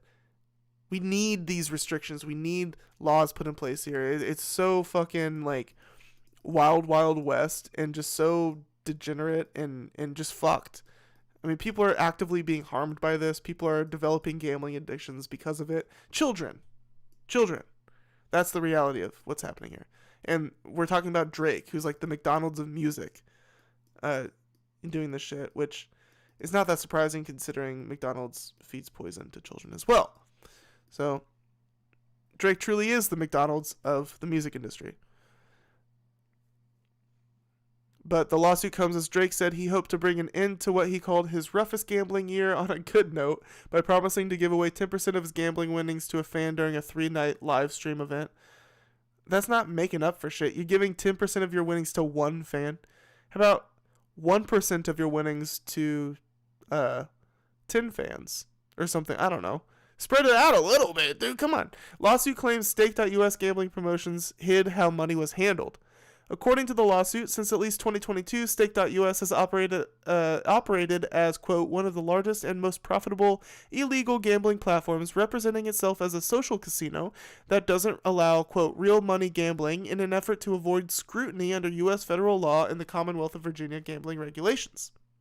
By masking its real money gambling platform as a free and safe social casino, Stake and defendants create a predatorial gambling environment, deliberately misleading consumers and exposing consumers to the risks of gambling addiction and jeopardizing the financial well-being of consumers and their families. The plaintiffs write in the complaint. These plaintiffs are nailing it right on the head. This is an issue that people online have been screaming about since 2021. I mean, this is something people have been blasting the alarm bells on since 2021. So finally, something's happening. I, really hope that this goes somewhere. And they're writing it correctly. The lawyers they're making the right points here, so this is promising. In the complaint, the plaintiffs allege they were misled about both the legality of the Stake.us platform and how its internal features operated. The filing claims that the platform's promotional content failed to disclose material information about how wagers were placed, how winnings were redeemed, and how money was handled on the site. The lawsuit goes on to allege that Stake.us's tipping program and internal transfer features played a central role in how money was handled on the platform, making it difficult for users to see where payments were coming from or going to. Quote, Stake.us facilitates this covert financing scheme through its user-to-user tipping and internal transfers that effectively obscure the identities of counterparties. These transactional features enable the concealment, covert routing, and disbursement of funds to bot operators, intermediaries, and amplifiers integral to sustaining and expanding the artificial streaming and amplification operations. I'm not really sure how the gambling plays into the botted streams. I guess somehow they're paying through the gambling for the streams or something. I don't know. But what they're describing is essentially like how these streamers get paid in real time, get money dispersed into their casino accounts in real time by Stake itself, essentially, in covert ways so viewers can't tell what's happening, right? It's all the illusion. It's all this illusion. Ridley and this illusion of making money back, making a lot of money back. Ridley and Hines say those alleged misrepresentations caused them financial harm and led them to participate in what the lawsuit describes as unlawful gambling. They are seeking restitution, injunctive relief, and other remedies under federal and state law. This isn't Drake and Ross's first Stake.us lawsuit. This isn't the first time Drake and Ross have found themselves staring down a lawsuit related to the promotion of gambling on Stake.us. By the way, it's so weird that Drake is even involved in this at all, because he had no reason to even be hanging out with Adin Ross. Like, why? You didn't need to go hang out with Adin Ross. It did you no favors. It helped you in no way. I think maybe Drake thinks he's connecting with the youth in some sort of way, but really I think the youth, I think they are clowning on Drake. Like, I don't believe that the youth is going to buy into Drake. Like, Gen Z is not buying into Drake, even if he's going to stream with Adin Ross and do illegal gambling streams and get sued with Adin Ross. That's not going to make him cooler. A separate class action lawsuit filed in Jackson County, Missouri. Dude, that's literally my county, dude. I'm not even fucking joking. You think I'm joking. I grew up in Platte County. Well, okay, so I didn't grow up in Jackson County, and I didn't mean to do that. How the fuck did I just combine these? I don't want to do that. Anyways, yeah, they were sued earlier back in October. Jackson County is downtown Kansas City, so I used to live there for like 5 years. Lived in Jackson County, but in October 2025, this lawsuit filed in Jackson County, Missouri accuses Drake, Adin Ross, and Stake.us of violating the state's gambling laws by promoting what it alleges is an illegal gambling operation. Drake and Ross were also named in a lawsuit filed in New Mexico, which targets their promotion of Stake.us and challenges the platform's sweepstakes-based model. That complaint, like the Missouri case, argues the site functioned as real money gambling despite being marketed as legal under U.S. law. The Virginia, Missouri, and New Mexico lawsuits all raise similar questions about how Stake.us operates in the U.S. and the legal risks tied to celebrity-backed gambling promotions. While each of the cases uses different state and federal statutes to advance its claims, they all examine whether sweepstakes-style platforms and influencer endorsements are being used to circumvent gambling restrictions. It seems like I have a lot of faith in this class action lawsuit here. It's hitting the nail right on the head. I love their arguments and their language and their angles here. It's exactly the issue. They're pointing out the exact issue with Stake and with Drake promoting gambling, and then somehow Drake's botting streams is tied up into that, which is just like the icing on the cake and extremely ironic if true, and super, super funny because that would prove that Drake is the ultimate projector. In fact, he should just release an album titled Projections or something, which does sound like a Drake title. Projections, like a scorpion. It's like Scorpion, but projection. I project. Like he would try and own it. I'm a projector. I project a lot. You know, he tries to like own that shit, but it just looks it's just super whack. Like, bro, you're not cool, dude. It's over, bro. It truly is over for Drake. Maybe he's still the highest streamed whatever, still raking in all the money, but as far as the culture, as far as like what's in, what's out, what's cool, what's hot, what's not, dude, it's over for Drake. Even his name is corny, bro. His name is corny. Like, he needs to change his name. He needs a new stage name. He needs to ground up, reinvent everything, in my opinion. Get a new logo. Change the stage name. You can still make hip-hop or whatever. You still do your thing or whatever, but maybe change the sound a little bit, but I don't know. I don't know. What are your thoughts? Moving on here. Oh yeah, here's this. I got another. Drake has been accused in a federal class action RICO lawsuit of using the online sweepstakes casino to boost the play counts. See what happens on X here. If there's any extra info. This is an NBC article. Oh, this is NBC News. See what they got to say. A little more official reporting. Drake accused of using an online gambling platform to inflate play counts of his music. It's a RICO lawsuit. So that is kind of like an umbrella term for a lot of different crimes, but let's see if I can find any info on the streaming thing.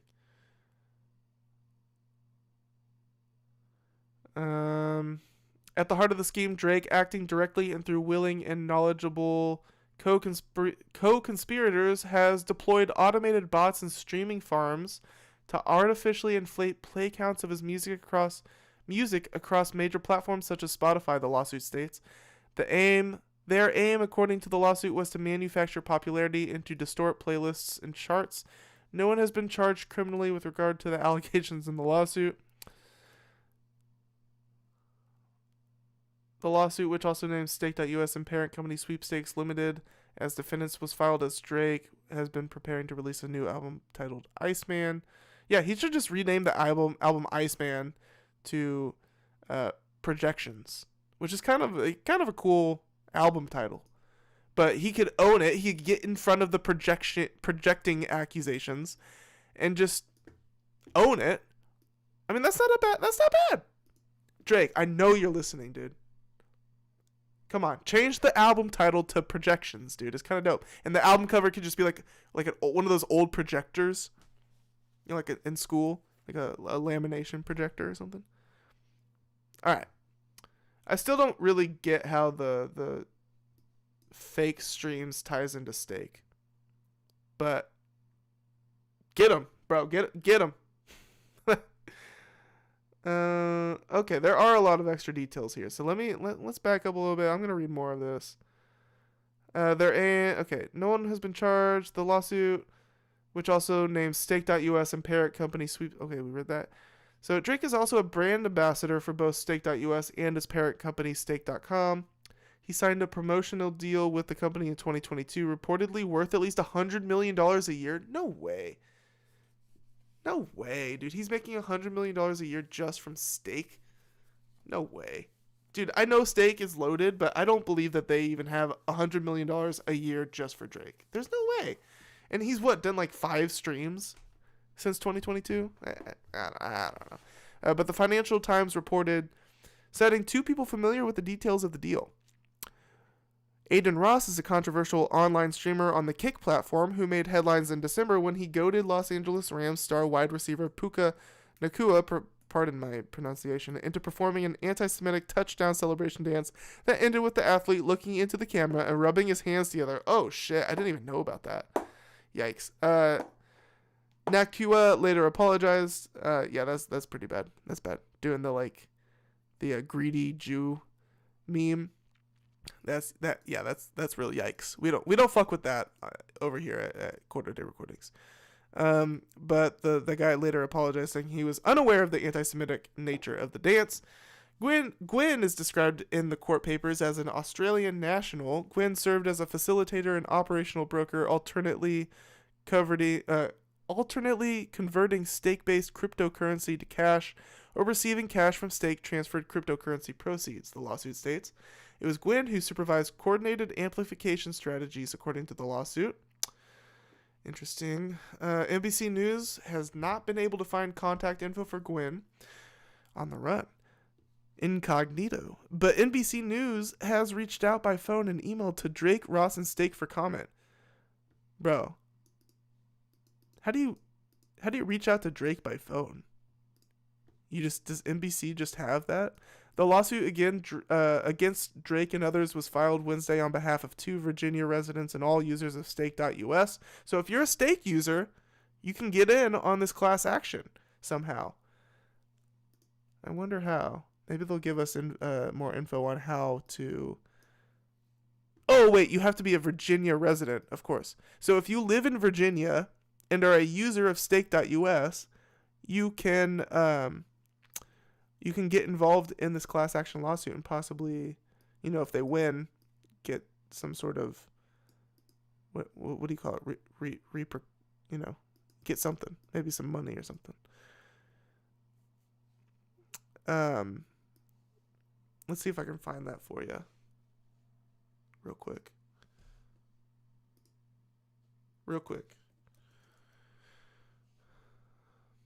Virginia residents, stake.us. What is it? It's a class action. So yeah, if you just Google Virginia residents, stake.us class action, I'm sure you'll find it. But here's Courthouse News.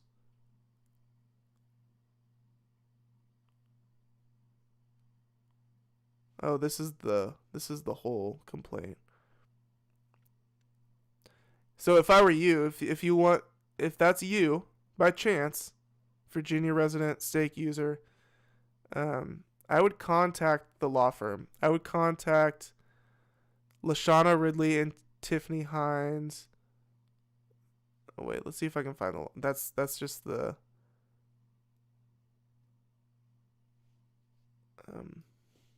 plaintiffs. Here we go. So it's the law offices of Kimberly Hinkle, counsel for plaintiffs. There you go. So Virginia residents.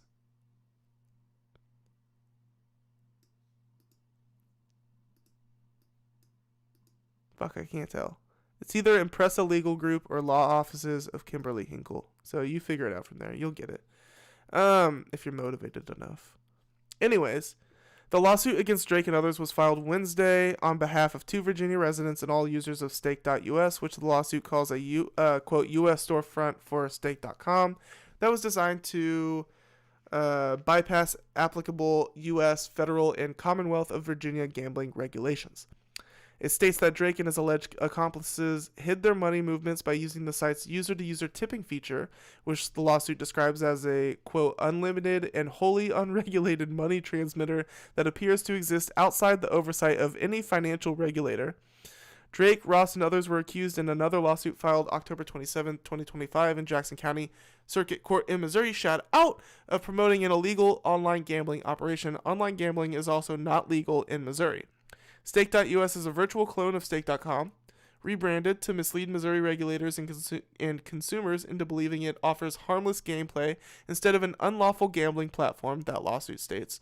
The Missouri case is scheduled to go into trial on March 20th. Ooh, dude. If that's open to the public, I will be there. Because that is just downtown and I can make it there. If I can dude, March 20th, it's going to trial March 20th. Holy crap, dude. If I can go to the Drake and Stake, holy shit. If I can go to that, that's huge.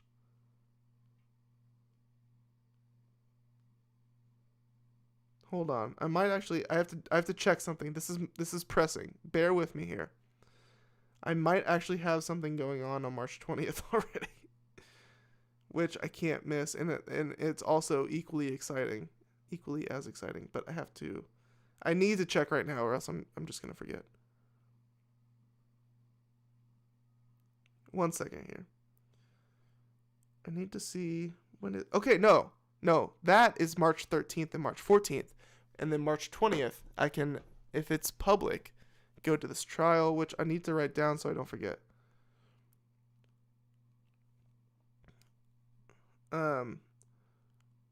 Drake, Adin Ross, and Stake trial, Jackson County. What would it be? The Jackson County Circuit Court.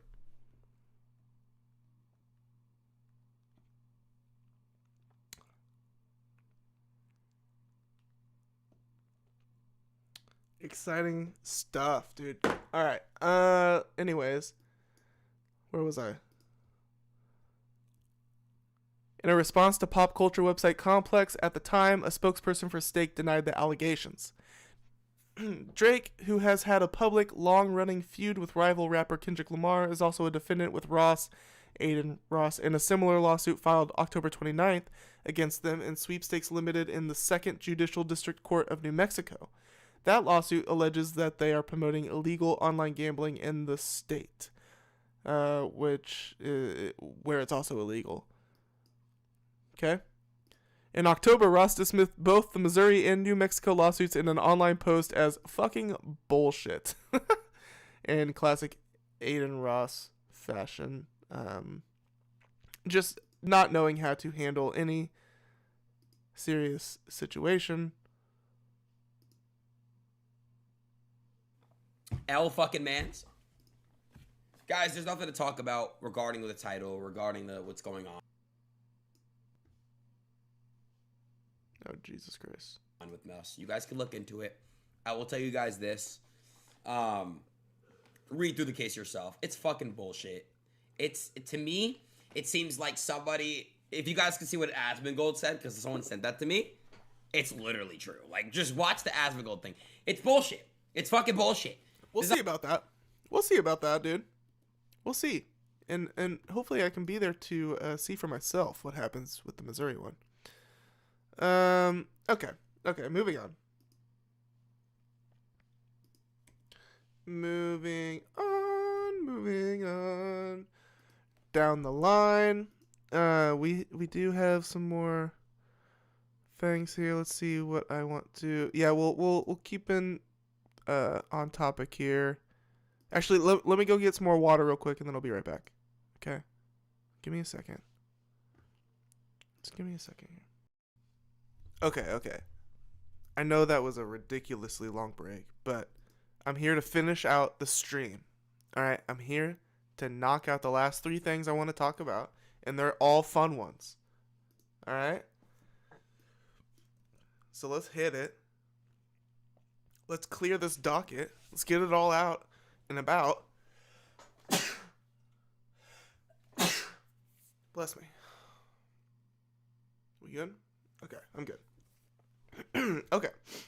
So we were just talking about Drake and Adin Ross, 40 minutes ago, before I threw on the song and the title screen. But we're gonna continue to talk about Drake, and because why the fuck not? We just kind of always end up talking about Drake and Kendrick. It seems like this year, but that's fine. So this is a YouTuber named Professor Sky. He's a music critic, or I don't even know, essayist, kind of YouTube academic kind of type. He's done collabs with Fantano and Curtis King, and or maybe not Curtis King, but the Company Man. And I came across this post of his that was really interesting. Stopped me in my tracks because I had never considered any of this. But we got a little beef tree here. Okay, as you can tell, one side is the Kendrick side and another side is the Drake side, if you want to just look at it simplistically here in the context of 2026 now. We got the Kendrick side on the left, Drake side on the right, and at the very top, highlighted in orange, we have the song title "What Happened to That Boy," which is a track by Neptunes and Birdman. Okay, and that's why it says Neptunes plus Baby. Baby is Birdman. Now, that song came out in 2002. If you don't know it, you definitely need to go listen to it. It's a classic. What happened to that boy? I can't even roll my R's like that, but you know it. You know it. Of course you know it. But from there, instantly, a split in the universe was formed. Okay, during the conception of that song. Okay, and on one side it was Neptunes, and the other side it was Baby. Okay, and let's take a look down each side simultaneously. So, from Neptunes you get Chad and Pharrell. That is who makes up Neptunes, and then on the Baby side you get Cash Money, who with a plus in between there. So tangentially related. Baby pretty much discovered Lil Wayne.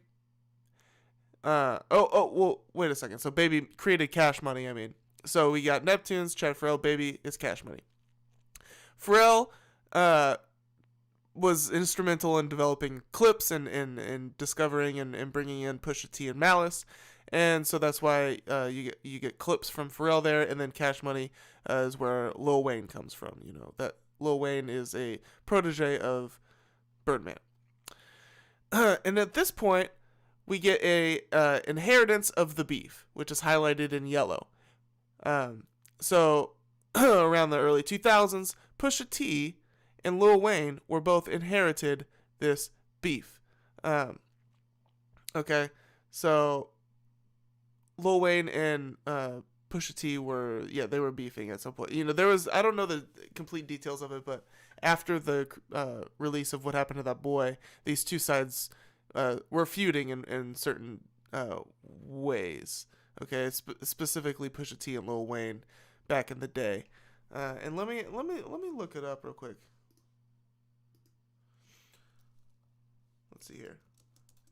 Lil Wayne beef explained. So yeah, it dates back to 2012. Oh wait, no, I think even further than that, but it culminated in Pusha T's scathing 2012 diss track Exodus 23:1, which targeted Lil Wayne and his protege Drake, questioning their loyalty and lyrical depth within the Cash Money Young Money empire. While Wayne initially responded, the core conflict was a long-standing tension over artistic identity, brand ownership, and perceived slights within the intertwined worlds of the Neptunes, Clips, and Cash Money records. Eventually reuniting in the wider Drake feud. And that's just the Google AI overview. But so we're talking about late 2000s is when this Neptunes and Baby, Clips and Lil Wayne beef really started to pop off.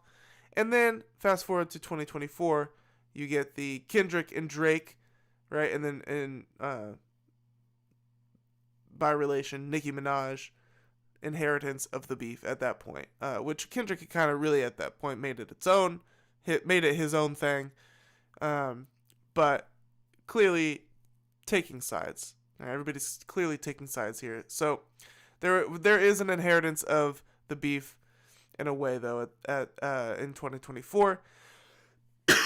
And then in 2025, late 2025, essentially 2026, we get What Happened to That Boy re-entering the picture here in a sample by Doechii, who is on the same label as, that Kendrick Lamar came up on Top Dog Entertainment. That song also features SZA, who was on Kendrick Lamar's tour this year, as you all know. and Doechii at that point has inherited the entire beef in a full circle type of way. With Doechii clearly on Kendrick's side, and then sampling what happened to that boy, which is a nod to, Birdman's side of things. So that's taken it all the way back. And I found that very interesting. This is something that, now obviously Professor Sky didn't discover this himself, but I like his graphic here, and I like his breakdown here, and it really helped me, right? But his caption is, not only does Doechii inherit the beef, but she also drops a masterpiece of intersectional feminism. Yeah, so if you haven't listened, go check out the new Doechii song. It's called Girl Get Something. Let's see. Girl Get Up. Doechii and SZA. Pretty good.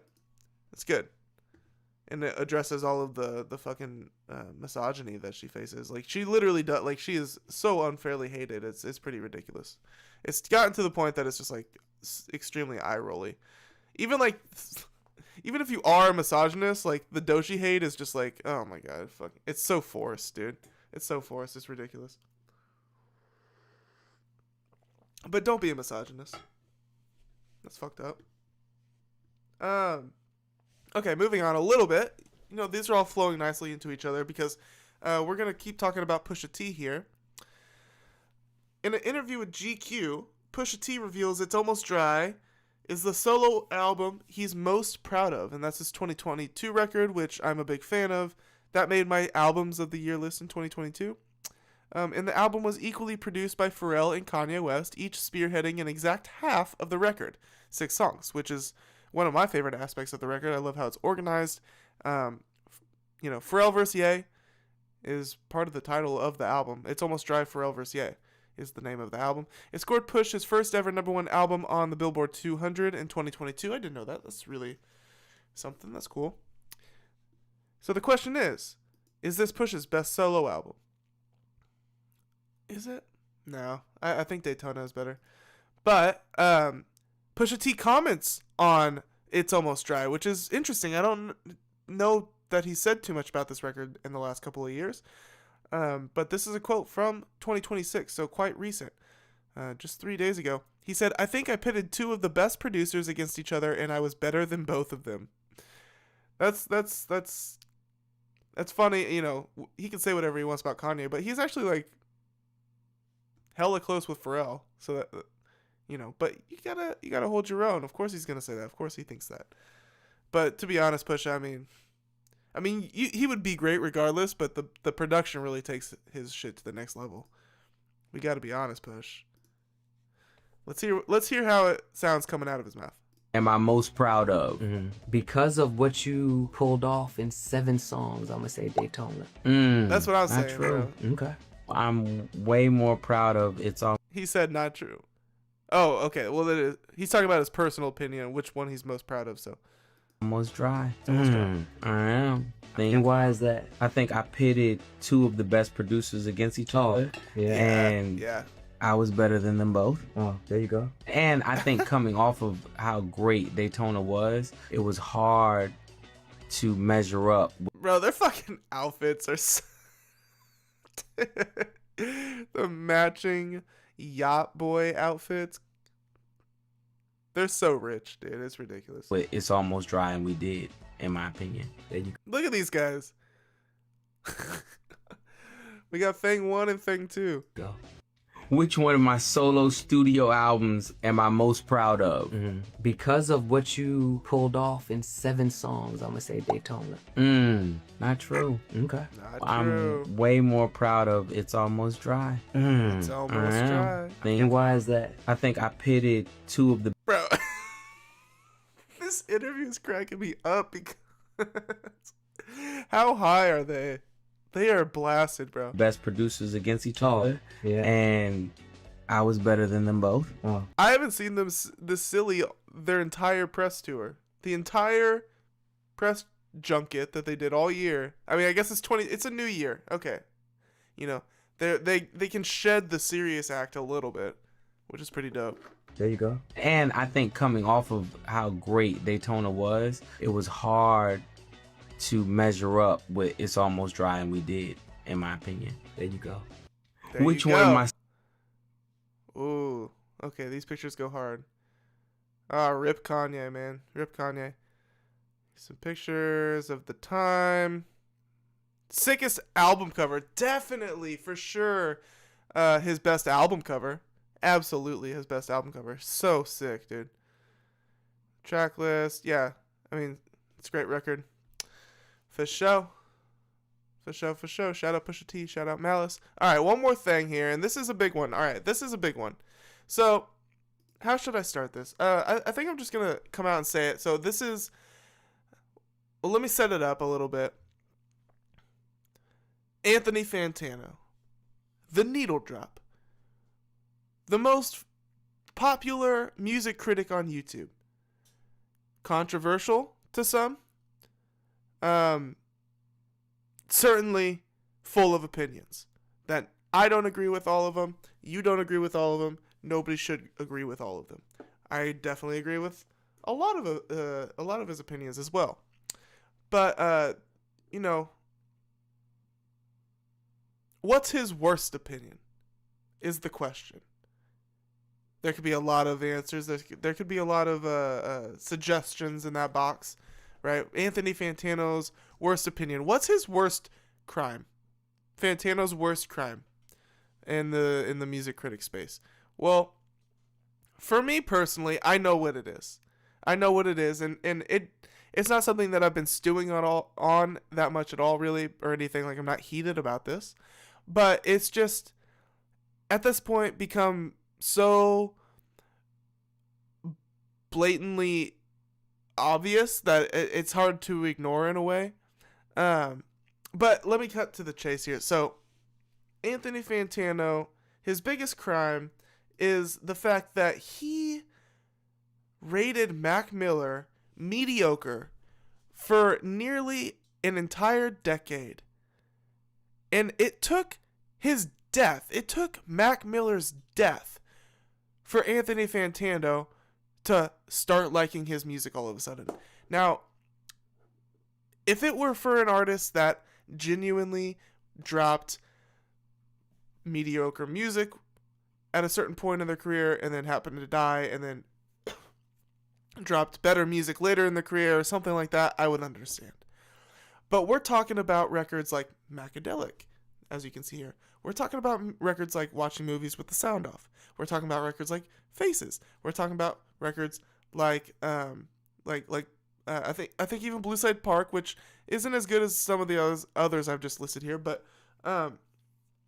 record after record after record after record, Fantano critically shat on Mac Miller for nearly a decade. Why? I mean, okay, sure, if he's not your cup of tea, that's fine. But as soon as I just find it so odd, and I do understand that Fantano's not coming at this in any sort of nefarious way. So I'm not accusing Fantano of trying to be manipulative or anything like that.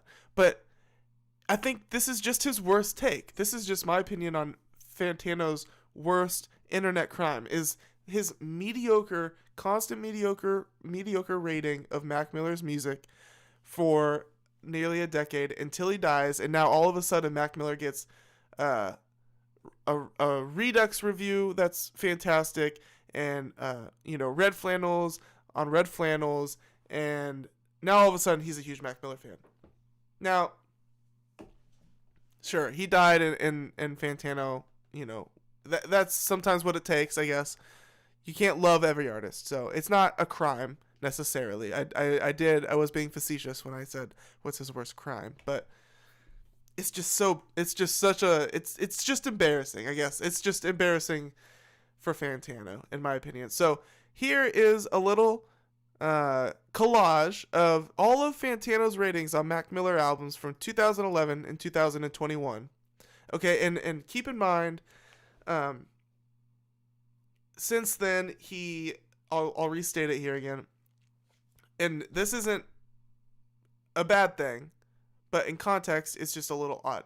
keep in mind that after Mac Miller died, Fantano,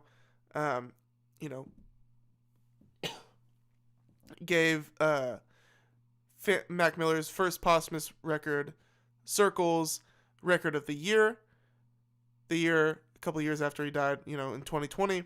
And then he did a Redux review of Swimming, which he rated like a 3 whenever Mac Miller died. I mean, whenever Mac Miller was alive when it first came out, he rated it a 3.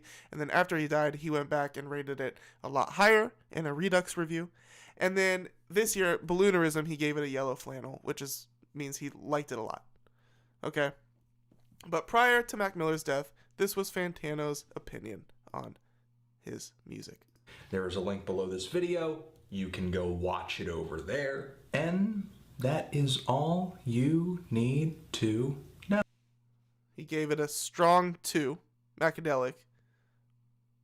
It's a fantastic record. A 2 is a criminally low rating. Oh. But that was back in 2012, so. He was just kind of dropping mediocre punchlines left and right. And when he wasn't doing that, he was kind of... Now, this one I do agree with more than any of the other records that he's talking about here. There is mediocre punchlines on this record. This is probably Mac's most mediocre songwriting on Blue Side Park. Granted, I do like the record. It hits home for me, but it's more of like in a nostalgia type of way. Telling his personal story about dealing with fame, and that really didn't interest me. I see it being interesting to fans, to people who have watched him carry on this far. So I'm kind of feeling like a strong 4 to a light 5 on this. Some of his raps do get old for me, get a little... Again, the 4 to 5 on Blue Side Park, while that is a little low in my opinion, I'm not as mad at that one. It's the other ratings that he's doing around it that are just criminal.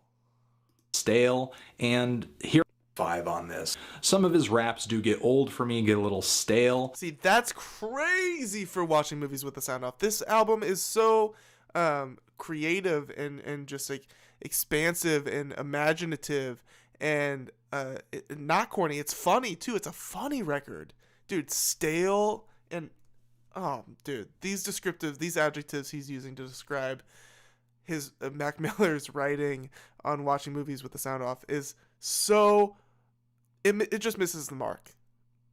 Fantano, it just misses the mark, buddy. Love you though. Strong 4 to a light 5 on this. Some of his raps do get old for me, get a little stale, and hearing him sing, while it's not terrible, it just really does nothing for me. Plus, you have a handful of tracks on here where Mac Miller is sort of pitch shifting his voice for what reason, I don't really know why. Bro, the reason is just, I don't know, creative expression, artistic expression. What do you mean you don't know why? You don't know why? It's not making sense. How is the pitch shifting not making sense, bro? You can't tell what he's doing? Come on, dude. Crazy thing to say. There are a few spots where he does it to bring it to a lower pitch and sort of create this adult-like figure in the way that Tyler, the Creator, would. I'm feeling a strong 6 to a light 7 on this thing. This record works best. It's a better rating, at least. Hanging in the background, blunted, chill music. That's not... See, this is such a bad take, dude, on Faces. And I think he did maybe... Well, I don't know. I was about to say, I think he updated his thoughts on Faces as well. I think he did. He put it in, like, the list of the greatest records of the 2010s. I do know that. So, he does get Faces a bit. But this description of Faces is, like, background music... Hell no, dude. Faces demands attention, in my opinion. It demands attention. It is hilarious. It's witty. It's clever. And again, it's imaginative. It's colorful. It's so fucking good. Figure in the way that Tyler, the Creator, would. I'm feeling a strong 6 to a light 7 on this thing. This record works best sort of hanging in the background, blunted, chill music that's not really demanding your attention immensely, but upon closer inspection, it just doesn't really measure up. But still, I will say... It doesn't measure up upon closer inspection, dude. Upon closer inspection, you're looking into the quantum realm of mysticism and fucking... I don't know, Mac Miller was just such a special person. His music is so thoughtful. He was so ahead of his time. He was like... He's so like... like he's one of those people that just, it's like, bro, it feels like he was here before, like he had been here before, type of shit, you know. That I think lyrically, Mac Miller is delivering more personal and thought-provoking food for thought on this project than he has on some of his more recent stuff. However, I think just the fact that Mac cannot kill his babies on this thing kind of cancels out that positive. I'm feeling a strong 6 to a light 7 on this thing. Definitely feel can't kill his babies, dude. He totally reinvented himself on Faces. Totally reinvented himself into this like psychedelic, like that's where his drug phase just like amped up to another level, and he really just entirely shed the whole backpack rap vibe, the whole high schooler backpack rap vibe on Faces, which he had already kind of done on watching movies mostly, but Faces is just like, it's like his fucking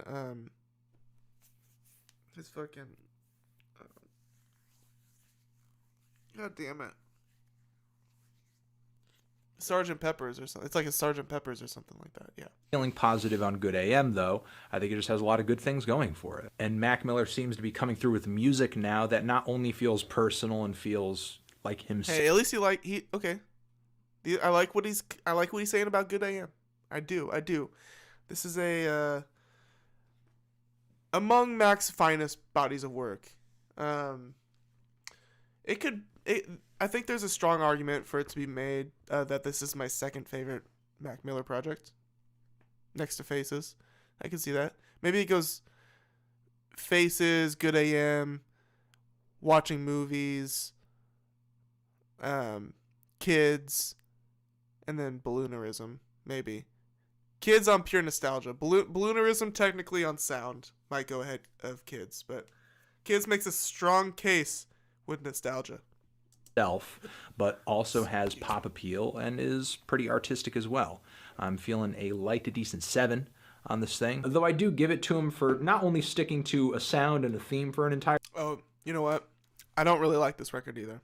So, Divine Feminine and Blue Side Park are Mac Miller's worst albums. So, whatever he gives this, I'll give him this one. I don't know what I think he rates this like a 5 or something. Record, but what's going on this album is very kind of current. It's very now. It's very hip. The whole jazz rap thing and neo soul thing is very popular at the moment. I just kind of question whether or not Mac Miller really did his homework and did this sound, did this style any justice. I'm feeling a decent to strong 4 on this project. It's like Mac on this similar path is somehow getting worse. I can appreciate that he's trying to get more melodic. I can appreciate that he's trying to get more personal in his music. On paper, what Mac is trying to do should work, should be fantastic. But what he actually comes through with on this album is just too blasé for words. I'm feeling a light to decent 3 on this thing. I'm enjoying the album overall. Yeah, I mean, Swimming is quite a bit. See, okay, and here's the Redux review. But Swimming is far from my favorite Mac Miller record, but it is also so far away from a 3 as well. Like, a 3 is criminal, but I mean, whatever. I don't know. I'm not harping on Fantano that much, but it's just all of them together, right? It's just all of these reviews together. Like, Fantano consistently just like underappreciating what Mac Miller is doing and how boundary pushing his hip hop is, and or was, I guess, for 10 years nearly until he dies. It's so cliche. It's like, oh yeah, like you didn't fuck with him till he died. Like, that's Fantano's worst crime. It really is. He didn't fuck with Mac Miller until he died, and Fantano has to own that.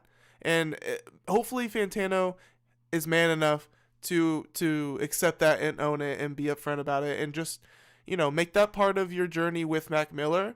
Anthony Fantano, you just have to build that into your journey with Mac Miller, and just own it, I think. But don't shy away from it, and don't lie about it, please. Don't lie about it. But it is kind of embarrassing. I'm feeling a light to decent 3 on this thing. I'm enjoying the album overall quite a bit more than... This is post-death. Okay, this is the Swimming Redux review post-death. And I once did as well. Because of that and how these songs connect together aesthetically and thematically, for a pretty impressive and very personal overall picture. I'm definitely seeing this project as one of Mac's better works as opposed to one of his worst at the time that I originally reviewed. See, and that I also disagree with. Like, I don't know. Like, I disagree with giving it a 3, but I also disagree with the idea that it's one of his better works. Like, it's a good work, but it's not top 3, in my opinion. So, I don't know. His Mac Miller opinions are just so odd, and I can get over his other, like left field or unique opinions on whoever rapper or whatever. But I don't know. It's just something different about Mac Miller and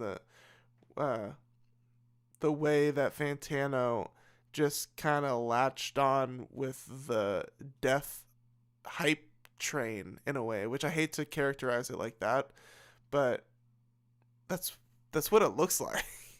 It and am now feeling a strong 7 to a light 8 on. See, like, how does it go from a 3 to an 8? The music is still the same. So what were you rating originally? Just a couple of years ago. Just a couple of years before this. It was not that long before. I don't know, man. It's really it really does kind of make you think about how Fantano is rating the music. And not that it has to be super scientific or anything. At the end of the day, it's just his feelings. But this, I think I do have an issue with this Redux review. Like, he might as well have just not done it. Or just make it like a short video, but to like redo the whole review, it's kind of strange. This one.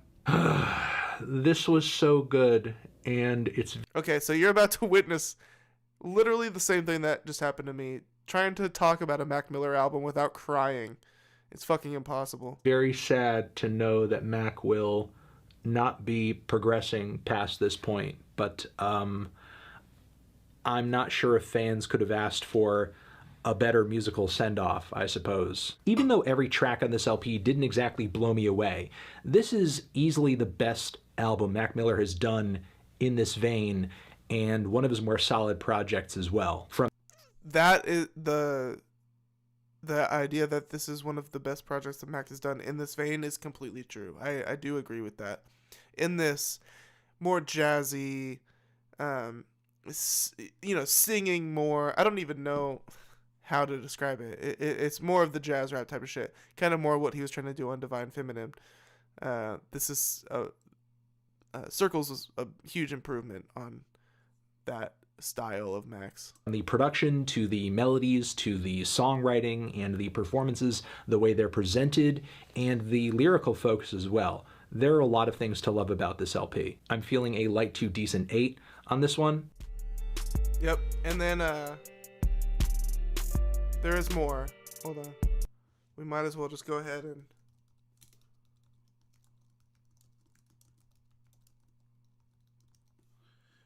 take a look at his balloonerism. I never watched this, to be honest. Bel-Air showed me it was okay. But I saw that yellow flannel. We'll give it a thumbs up. You got go support Needle Drop, of course. See a little bit of this. Hi everyone, Destiny Woke Tano, the internet's earliest music nerd. Woke.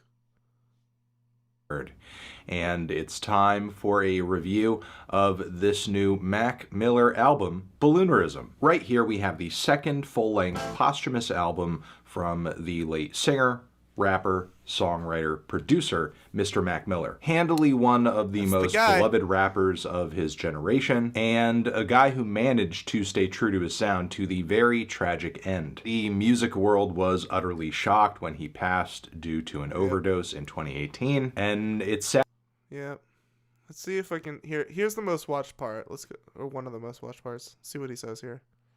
Crashing out in the most tragic of ways after a divorce. This track also features some of the most poetic bars on the entire record, with Max saying, "The mind go with age, don't surrender, my mistake, I replaced all of my remembers." There are also some third-person descriptions of himself on the track that feel very MF Doom inspired. The song Excelsior is a track that is all about lost innocence as you transition out of childhood, how at one point in Max's life his truest enemies were spinach and Brussels sprouts. And then we contrast pretty hard into the following transformations, which the childlike nostalgia, or like the childlike, the longing for childhood, and the longing for a lost time. It's one of my favorite aspects of Balloonerism, and it's so fucking fitting in the context of his death.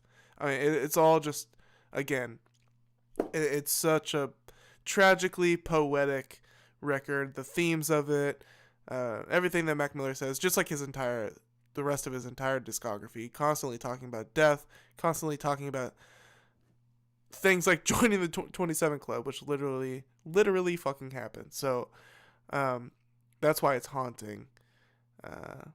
And yeah, the longing for childhood, longing for times when your only enemies were Brussels sprouts and spinach, and life was easier, and it's just, goddamn, fucking crazy. Which is not quite as deep, really a product of its time, and features Mac rapping under the Delusional Thomas alias. Artistically, it feels like a side quest on this project, as we get more crass bars. That is the Delusional Thomas track. That it is true that it does feel like a side quest. It doesn't necessarily, it feels kind of random, but I just love it for what it is. I'm not gonna I can't complain about it. It's just a piece of art. It's a piece of art, and it's just wonderful. It's perfect as is. I love it. Bars that feel very Odd Future, also very Quasimodo, The Unseen, with Mannequins vocally and instrumentally having so much in common with his forthcoming album Swimming. It's another cut on this record that is just dark, funny, and also just so predictive. Every bar on this track feels like Mac's own little piece. Dude, I love the instruments in Mannequins. It's got this like waterfall of, it's like a harp. It's got like a harp sample. It's like, it's beautiful, dude. Piece of life philosophy, whether he's rapping about his own personal fear of ending up normal, or people just broadly learning from the changes they experience in the world. And relatively speaking, the song Rick's Piano is one of the funnier and honestly more hopeful moments on the record. I mean, there are some points on this track where it is a little at odds with itself, but it's pretty clear that he is really trying to lean into the idea of the best being yet to come, artistically speaking. And the best is yet to come. So inspiring. All right, let's see the ending here, what he rates it. That actually saw the light of day, even a lot of the material on Faces. And I sort of wonder where his career could have gone, or how his trajectory could have been perceived if a project like this ended up getting released alongside that mixtape, or maybe put out in 2015 or something. But yeah, very much impressed and surprised with how great it probably would have been about the same. This project came out, especially again, given how mid most posthumous records are, which is why I'm feeling a decent 2 strong 8 on. Cool. That's a good rating for it. I'm not mad at that rating at all. I'm just mad at the fact that, well, you know what? I'm not mad at all. I'm not mad at all. It's just curious. You know, it's just curious, Fantano. I don't know what accent that was. All right, y'all. It's 2:19 in the morning. I need to hit the hay, as they say. I don't know if anybody says that anymore, but I just did right now. And we did a lot tonight. We covered a lot of ground. Albums of the year, 2025. If you want to, I posted the graphic on my YouTube feed, posted it on Instagram and Twitter. All of those links are in the description of this live. So, you know what it is, folks. You know what it is. And I will see y'all on Scratched Up Live, number 61. Yeah, it's a new year. Let me see here. One of my plans this year, at some point, one of my goals this year is to sell my first merch product. I think it's going to be lighters. QDR lighters, Bics. Actually, maybe clippers if I can do it. So look out for that. You know, I'll give you more info on that, but you'd be supporting the channel and all of that. And it'd be sick. So I need to, you know, I made a plan. I kind of looked up all the details of how much it would cost and whatnot a couple of months ago, and then I haven't looked at it since. But now it's January 5th. It's 2026. School's out, so I got more time to focus. I'm working more, so I got a little more money, I guess. And let's see if I can make that happen. So QDR merch. We're on to year 3, all right? Year 3 of QDR. Technically not quite, but like year 2.5. We'll call it year 2.5. How about that? Wait, no, no, that's not true. It's year 1.5. Okay, we're working our way up there, but thank you, folks. Thank you for tuning in and having a fun time.